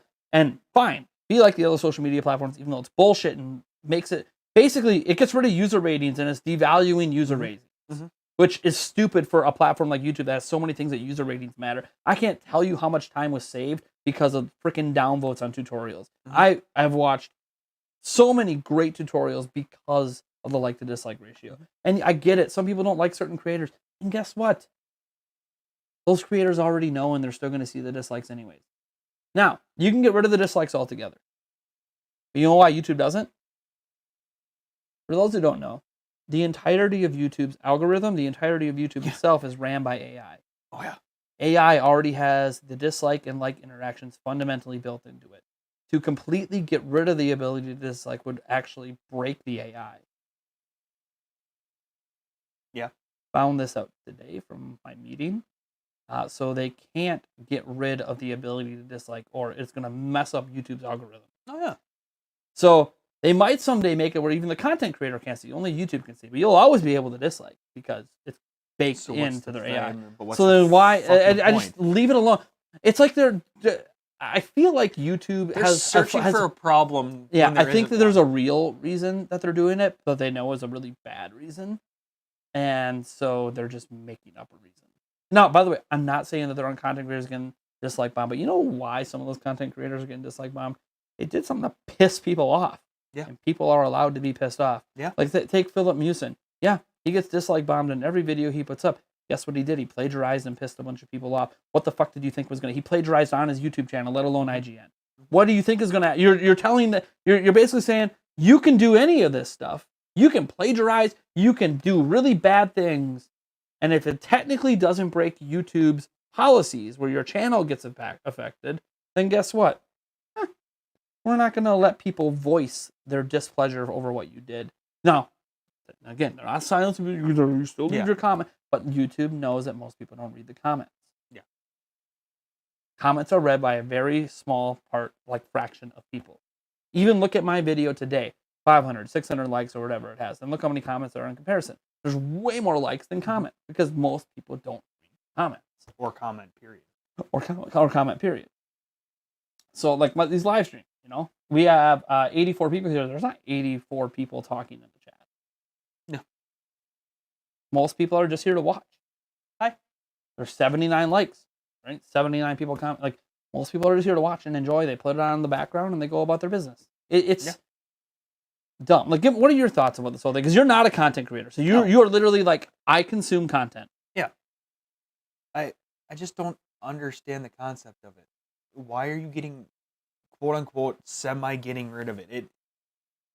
My brain just hurts. And then again, it's YouTube. So it doesn't. Well, you watch YouTube video. Like set aside, right. Forget what I do. All of us use YouTube at some point. Right. It just, I don't know. It doesn't surprise me because YouTube is sometimes, the things they do is just why? But, or the fact that you can't. Well, a lot of the things a lot of like your complaints with YouTube are because of you talked to me as a creator. Yeah. Like, just look at it from a preview. Like, you don't know that you can't contact anyone for hacking. Yeah. Look at it just from a viewer standpoint, looking at, okay, this is something that affects you. Yeah. A lot of the times they do stuff that affects me. Yeah. It might affect your ability to find my videos, but ultimately, if I don't say anything about it, you don't know about it. My videos might just magically vanish, and you have no idea why. But like, this is something that this affects. That I still get to see dislikes. Yeah. You don't. Yeah. So this will affect someone like you more than me because I'll still know what my ratios are. We've touched on it a lot. I mean, it's mostly like for the videos that are how-tos, walkthroughs, random spam. I mean, you click major clickbaity. You I wish they would put the like to dislike. I don't know if they do or not, but like to dislike in the freaking YouTube homepage where they freaking like with the video there. So I know that it's, I am curious. So I have an add-on on YouTube. I don't know if it's YouTube Buddy or vidIQ. I don't know. But one thing my add-on does is, do I have it enabled on this computer? Right here on this screen here, like with your thumbnails and stuff. Give me the like to dislike ratio because then I know is something actually clickbaity. Look, is it? No, see, I have percentages here. Okay. Okay. 98% likes. Okay. Yeah. Okay. So this is an add-on. Gotcha. A Google Chrome add-on. I don't know if it's vidIQ or YouTube Buddy because I have both. But the thing is, it gives me the like to dislike ratio on most videos. For some reason, this one's not loading. So I can see the like to dislike ratio without even clicking on the video. Right. My question is, why is that not native? Well, one, this should be a native feature. But even if it's not native, my question is, are these things going to work now? It might not be public, but if it's still accessible on the back end, will an app like this still allow me to access it, which still gives me the like to dislike ratio? I just have to do some math to figure out the exact numbers, obviously, when I click on it. Yeah. But because again, this is and by the way, anyone can download these. This isn't just for, they are creator centric, like YouTube Buddy and vidIQ are creator centric add-ons. They're free and anyone can put them on. Mm-hmm. So if we can do that and still get access to them, that's fine, but also not fine because now you got to get an add-on to see a feature that YouTube had. Right. Now, they didn't have this one where you can see it before clicking on the video. Yeah. But like at least here, like I can click on the video and I think it still tells me the percentage. Or maybe it only tells me on the outside. A second to load up. You got my vidIQ. Yeah. Does it still give me? Hold on, just give it a second. It's still loading. Yeah, so it doesn't give me it on the inside. So it only gives me it. But you can see the likes and dislikes, though. Well, yeah, now I can. Right, but and I would also wish that let's say YouTube is going to make this a general policy. We're going to generally make it so it's not viewable publicly. Give individual content creators the ability to turn it on. I don't care if people dislike my video. Turn it on. Yeah. I just don't. It makes Let it be viewable publicly. Now, the thing is, people that have crappy tutorials and know they have crappy tutorials are going to turn it off. Leave it turned off but anyways. But then in that case, that might be a red flag. You don't see the likes and dislikes. That could be the red flag there. Well, at least that's something. right? It's something. Right. So it's kind of like, oh, why are they hiding it? Yeah. Where the ones that have the good tutorials are gonna have their like dislikes displayed. So if you go into it Literally, and don't if see it's all one, about mental health, I kept saying the solution is so easy. If their reasons are real, which I think their reasons are some outside yeah, I pressures don't- happening, Yeah. either from brands, it could be some of their ads because YouTube cares about the money. Mhm. So it could be like brands are not happy that their stuff's appearing on massively disliked videos. Well, the dislikes are public; the brands can't see it, so they don't know. Well, yeah. There's Right. that. Also, Or people have build your- people have talked about how it's possible that there was some pressure from the government. Now, we don't go into politics, Yeah. but a lot of the videos put out by the U.S. government over the Trump and now Biden era have been massively dislike bombed. And people say, that's a reflection on the presidency, and maybe it is. I have no idea. Maybe. Yeah. But here's what I do know. It does feel suspicious that maybe the government could reach out and said, "Hey, we don't want this anymore." Mhm. Now we're not, but again, this is the thing. This is a conspiracy theory that exists because the reasoning they gave doesn't make any sense. But here's also a thing. Because too, the though. mental health is solved by just telling them they can turn off likes and dislikes. If the brands are the ones that are coming saying, we don't want our video ads on videos that are A certain percentage dislike. all you have to do is put the code in. But even then, It's- I could see why YouTube might be like, "Hey, look, we don't want to make it so say it's like if you have a 50% dislike ratio or a more than 50% dislike ratio, you don't get ads." No, I'm not saying don't get ads. I'm saying just those specific videos don't get the high quality ads. They get the ones that don't care if they're on that video or not. You can write that code. It's not. It really isn't that hard. No, you're right. I could probably do it. Well, that assumes you know how their AI works. Well, So but you know what I'm saying. I could if you were on the development team, team, you I could could write something that would do that. do that. Yeah, I just want. I don't know. YouTube is a monopoly, and they get away with being a monopoly Mhm. because they're technically not, by legal definition, a monopoly. You can still upload videos of Daily Motion. You can go to Vimeo. You mean there kinda like are our- all the BitChute. I don't even know. There's a whole bunch of alternative platforms that you could upload videos to. Even Twitch, I think, added the ability to upload standalone videos that aren't streamed. Mhm. I don't know if that feature's still there. Mhm. I don't know many people that used it even when it was there. And like you could say, well, Twitch isn't a monopoly anymore in streaming because YouTube's really big in streaming now. So sure, Twitch has competition. But the thing is, only YouTube seems to have the upload, make money format. Everything else is like, oh yeah, we have the ability to make money, but it's like people donating or becoming members, not the ad. Like YouTube is a monopoly because one, it's Google. Google owns something like 85% of all search traffic goes through Google in the world. So you have that. You have them prioritizing YouTube over these other platforms, which they're going to. They own it. Yeah. And you could say, well, that's not fair for search engine results. And YouTube will always respond, you can go turn off settings in your profile that will change your search results. And so we're not using track data. We're not using YouTube. We're just going to give you random results based on some other That should method. be automatically turned off, and I have to go in and turn it on. And then they don't even tell you about it. It's Oh, yeah, in there that's- for legal reasons. It's in there. Yeah. But that should be and the thing turned off by I don't default. care because YouTube does tend to have the best guides.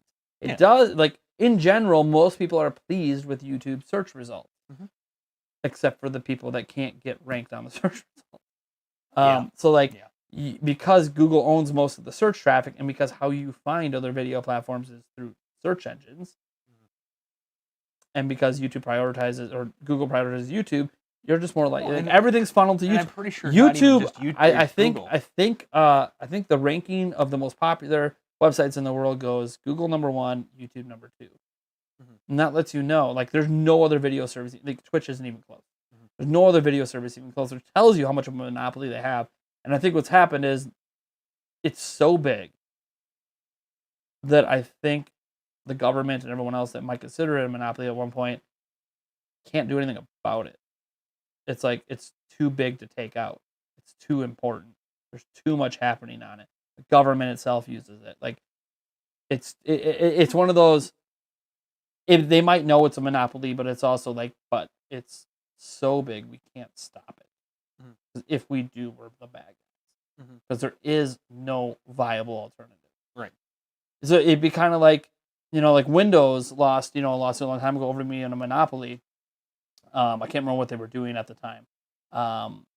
They wanted to buy up something, and the government said no.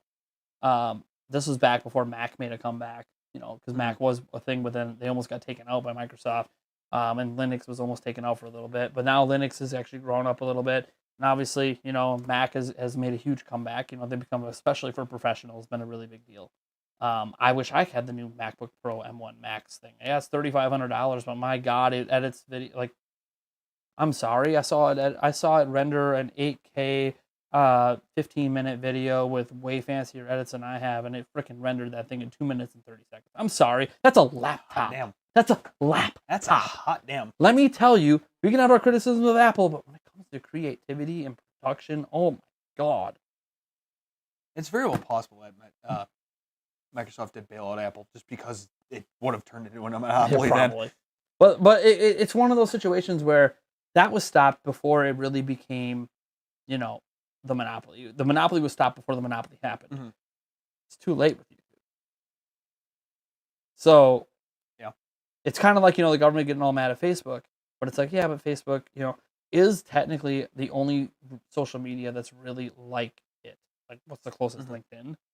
But that's for professionals. It's a totally different kind of audience. So it's like, there isn't really another thing like Facebook. Like Twitter, there's technically an alternative to Twitter now because Trump launched one. But there really isn't like a true alternative to Twitter or a true alternative to Facebook or a true alternative to YouTube. They all kind of have or even Twitch. They all have monopolies in their space. And it's also kind of like our cable companies and internet companies. Let's not get into that. Yeah. Well, the point I'm generally making is that it's just YouTube can do whatever the hell they want, and we can't really do much about it. We just give backlash and hope they listen.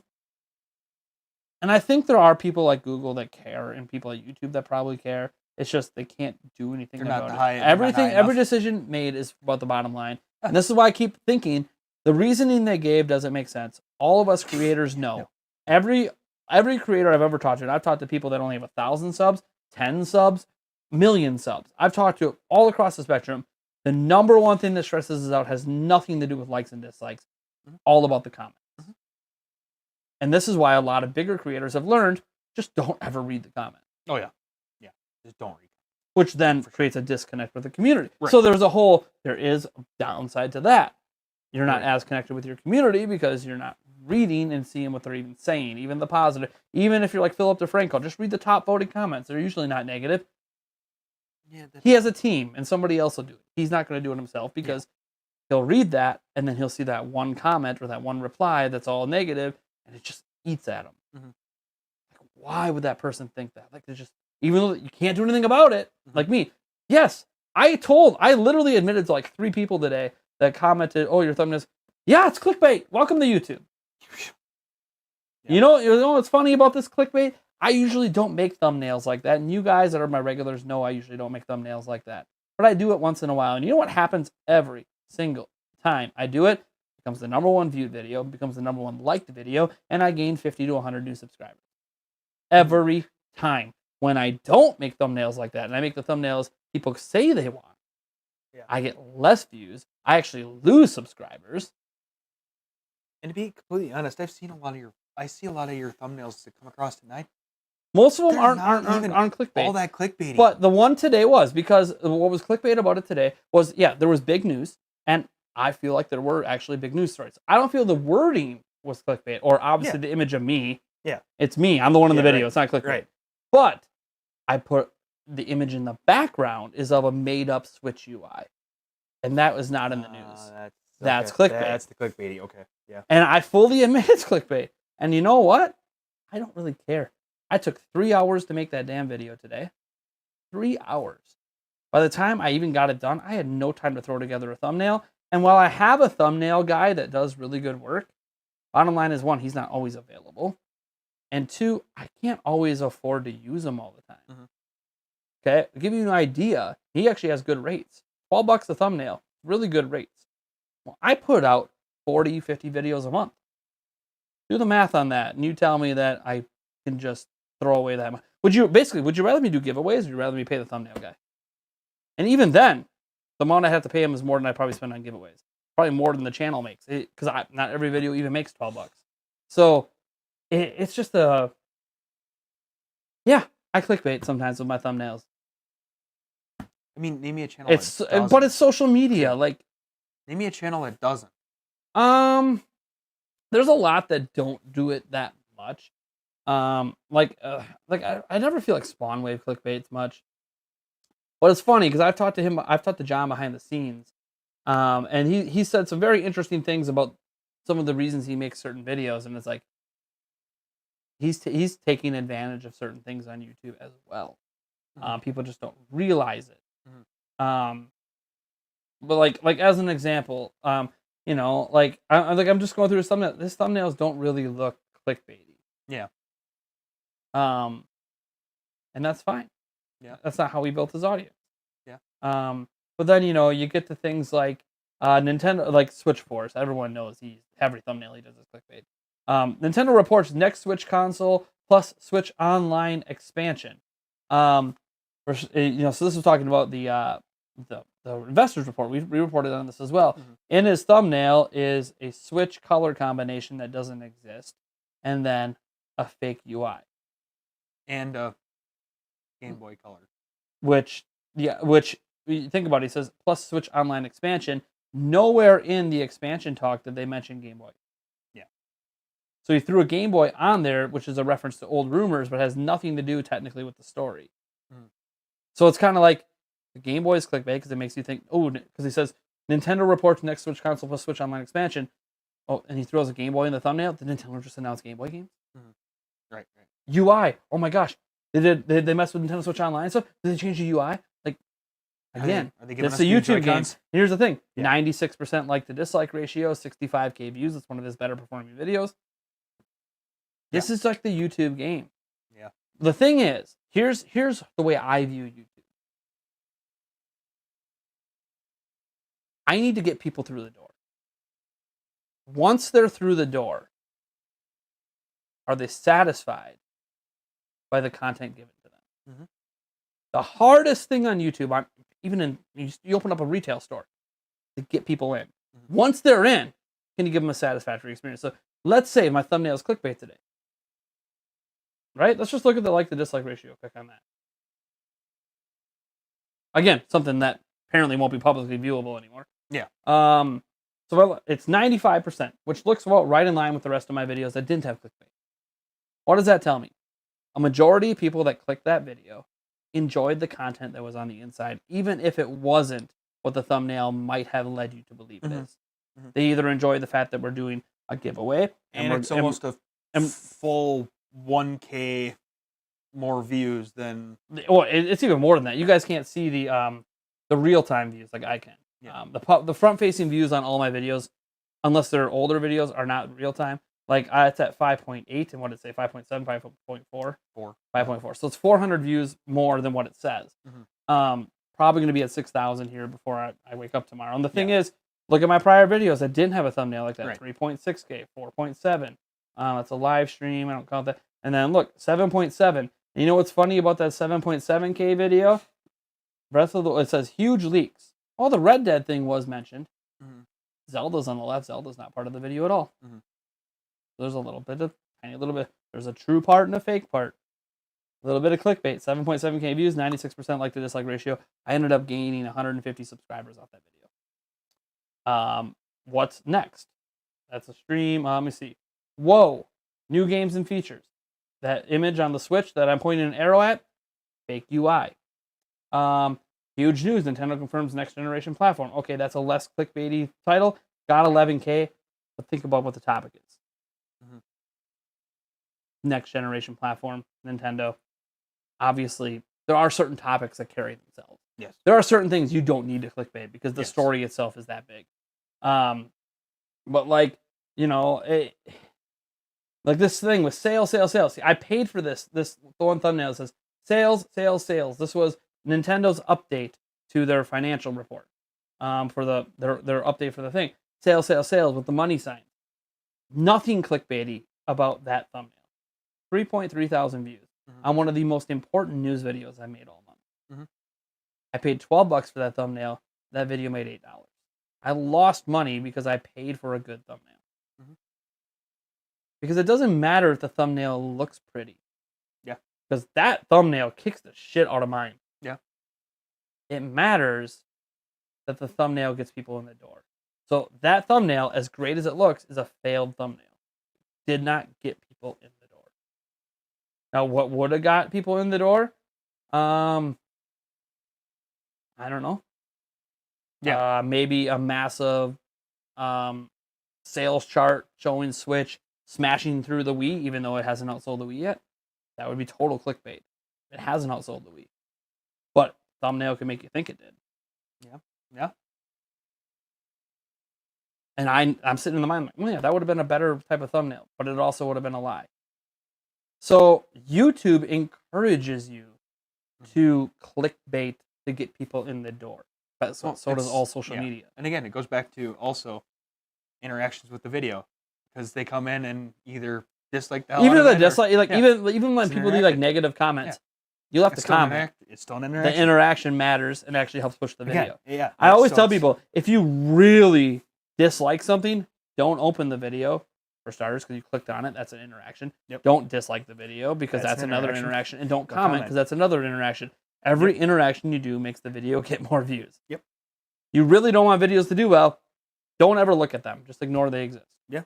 Like Philip Mewson. You don't want his videos to do well? Stop Ignore him. paying attention to him. Yeah.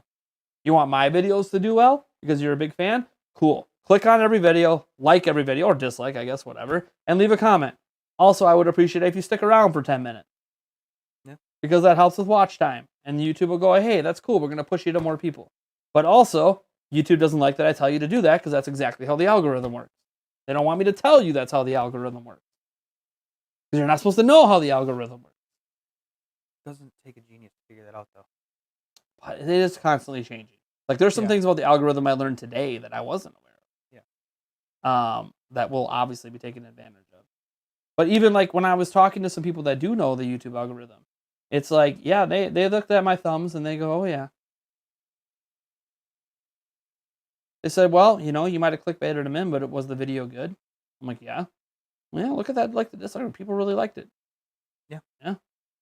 Now look, if I get a massive dislike ratio, which you guys can't see anymore, right. on a clickbaity thumbnail, okay. Back to that. I feel I failed then. Yeah. Because it means the content of the video wasn't good enough to, I guess, make up for the fact that maybe forget you felt, make you maybe almost forget you that forget you were that, forget clickbaiting. how you clicked in. Yeah.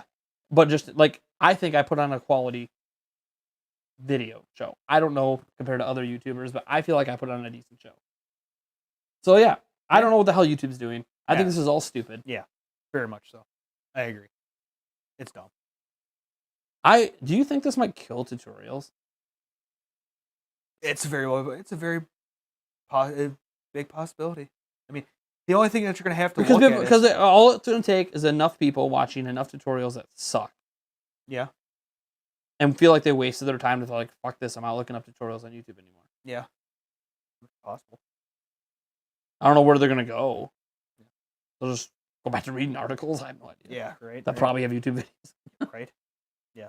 Like, I don't know. I just think it's stupid all around.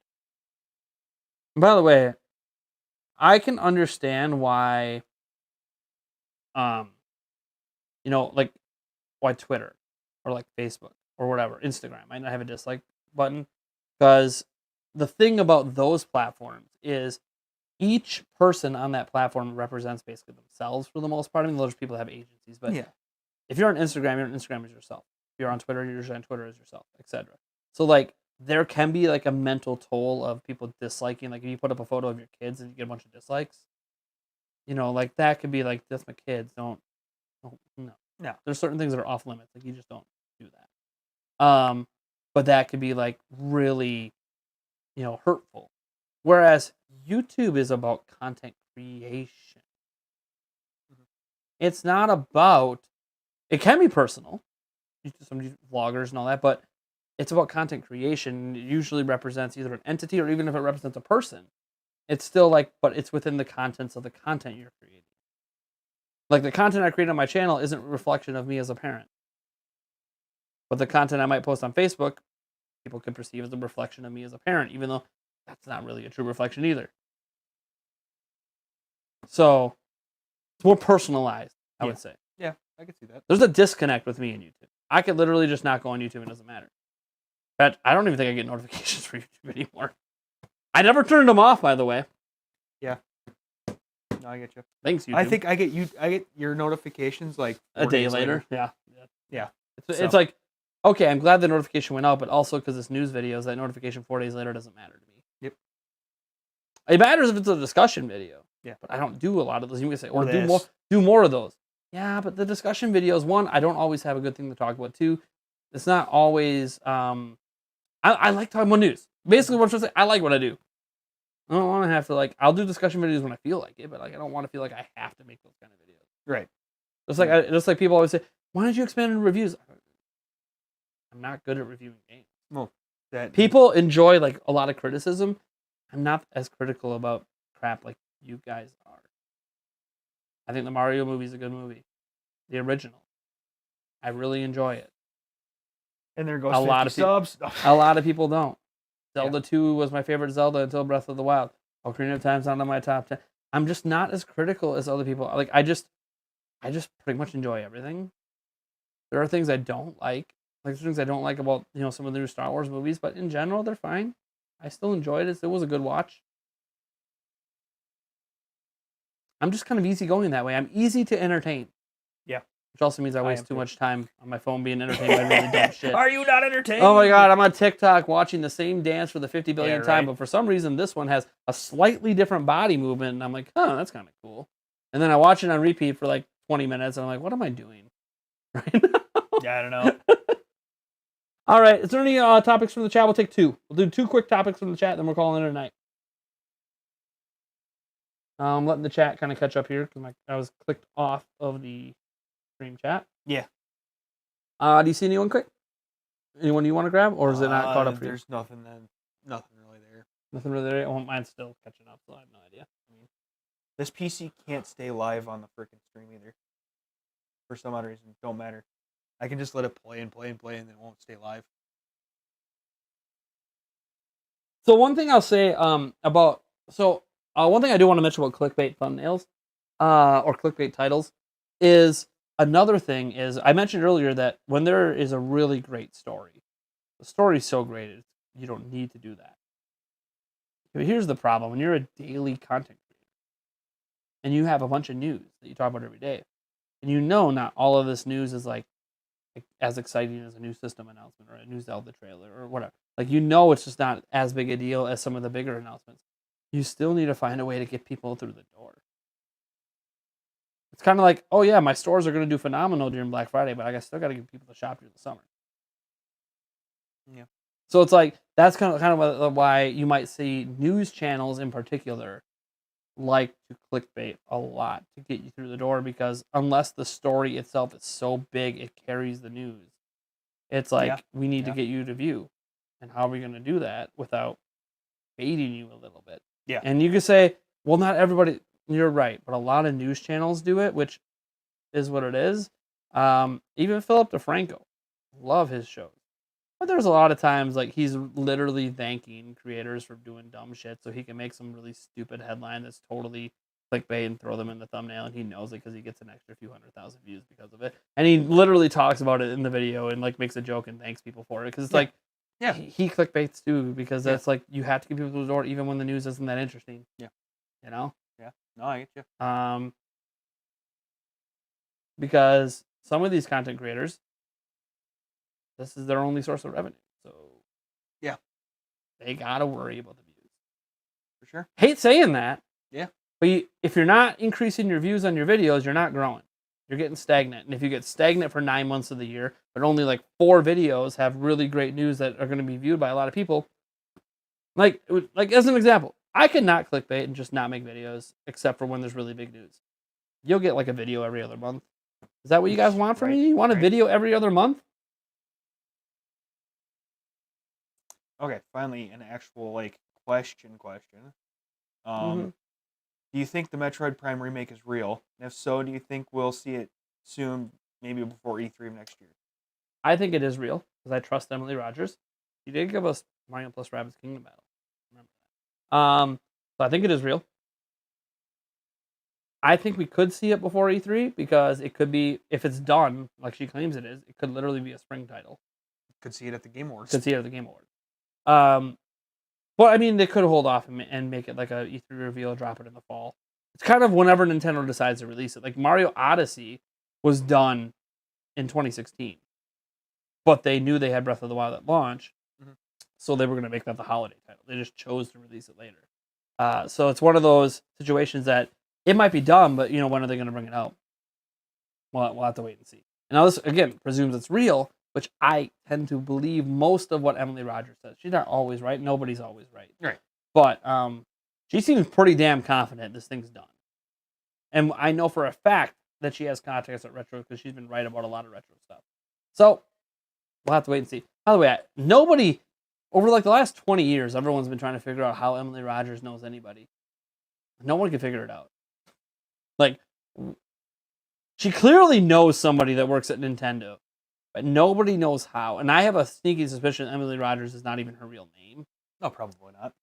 And I often wonder if she's like married to like a Nintendo or something. Because man, she gets some really exact info. Something like that Mario plus Rabbids Kingdom Battle that she leaked like 6 months before we even knew. It's like actually, I think she leaked in October of 2016. It's like that's really exact name and title. Yeah, Mario with guns. You knew that. Yeah, right. Everyone thought you were crazy, and then what happened? Yeah. Has Eric seen last stream yet? He's our eye candy. I did send him a screenshot of the chat. Yeah. You're apparently the eye candy. Yeah, I don't understand that, but sure. Why don't you pick out a topic quick, and then we'll call it a day. I mean, the only other question that has come through that's a legitimate question is, what do you think the next gen system is going to be like? What's your opinion on the next Nintendo console? How do you imagine it?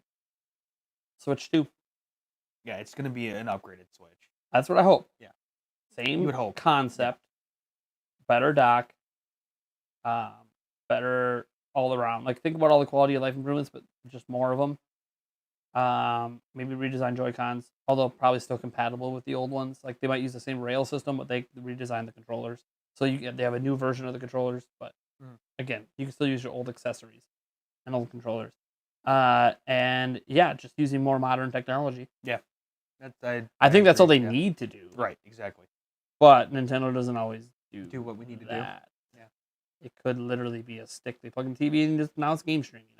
You never know with Nintendo, but I feel like they tend to they did Wii and then they followed up with Wii U. They did DS, followed up with 3DS. They did NES, followed up with SNES. I'm still waiting for the Goomba system. So it's good. So Nintendo kind of always follows it up with something that's similar in a way. So I'm hoping that they do that again. Mostly because I think it'll work better this time around than it has in the past. Now, do I think a Switch 2 will sell as well as the original Switch? That I don't know. But I will say there's still not a lot of competitors on the market, so Nintendo's still kind of in a market of their own. So, when your only other competitor's Valve, I think they can hit 100 million again with the Switch 2. Yeah, just saying. Yeah, but this assumes no other competitors come along. Right, so. Right. Eric is hot apparently. You know what was the thing you mentioned to me when I sent it to you? I think they're all men, so why do I care? I'm flattered, but 90% of them are probably men, and I don't swing that way. So all right. Any females in the chat got something nice to say about Eric? There's got to be at least a few of you, right? I feel like every stream we have at least a handful of females in the chat. And no, I'm not talking about internet girls, aka guys in real life.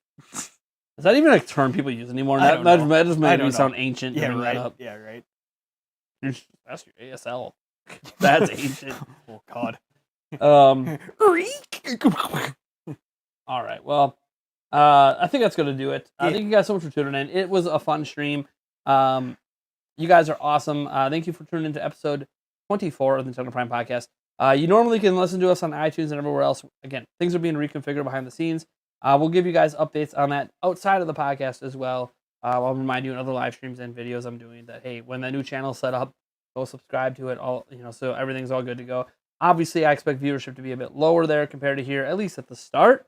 But who knows? Yeah. Maybe growing the podcast audience on its own might actually lead to more views. And you Maybe. might actually get notifications for a newer channel that's just about one thing. Yeah. Maybe. That's the theory. A game theory.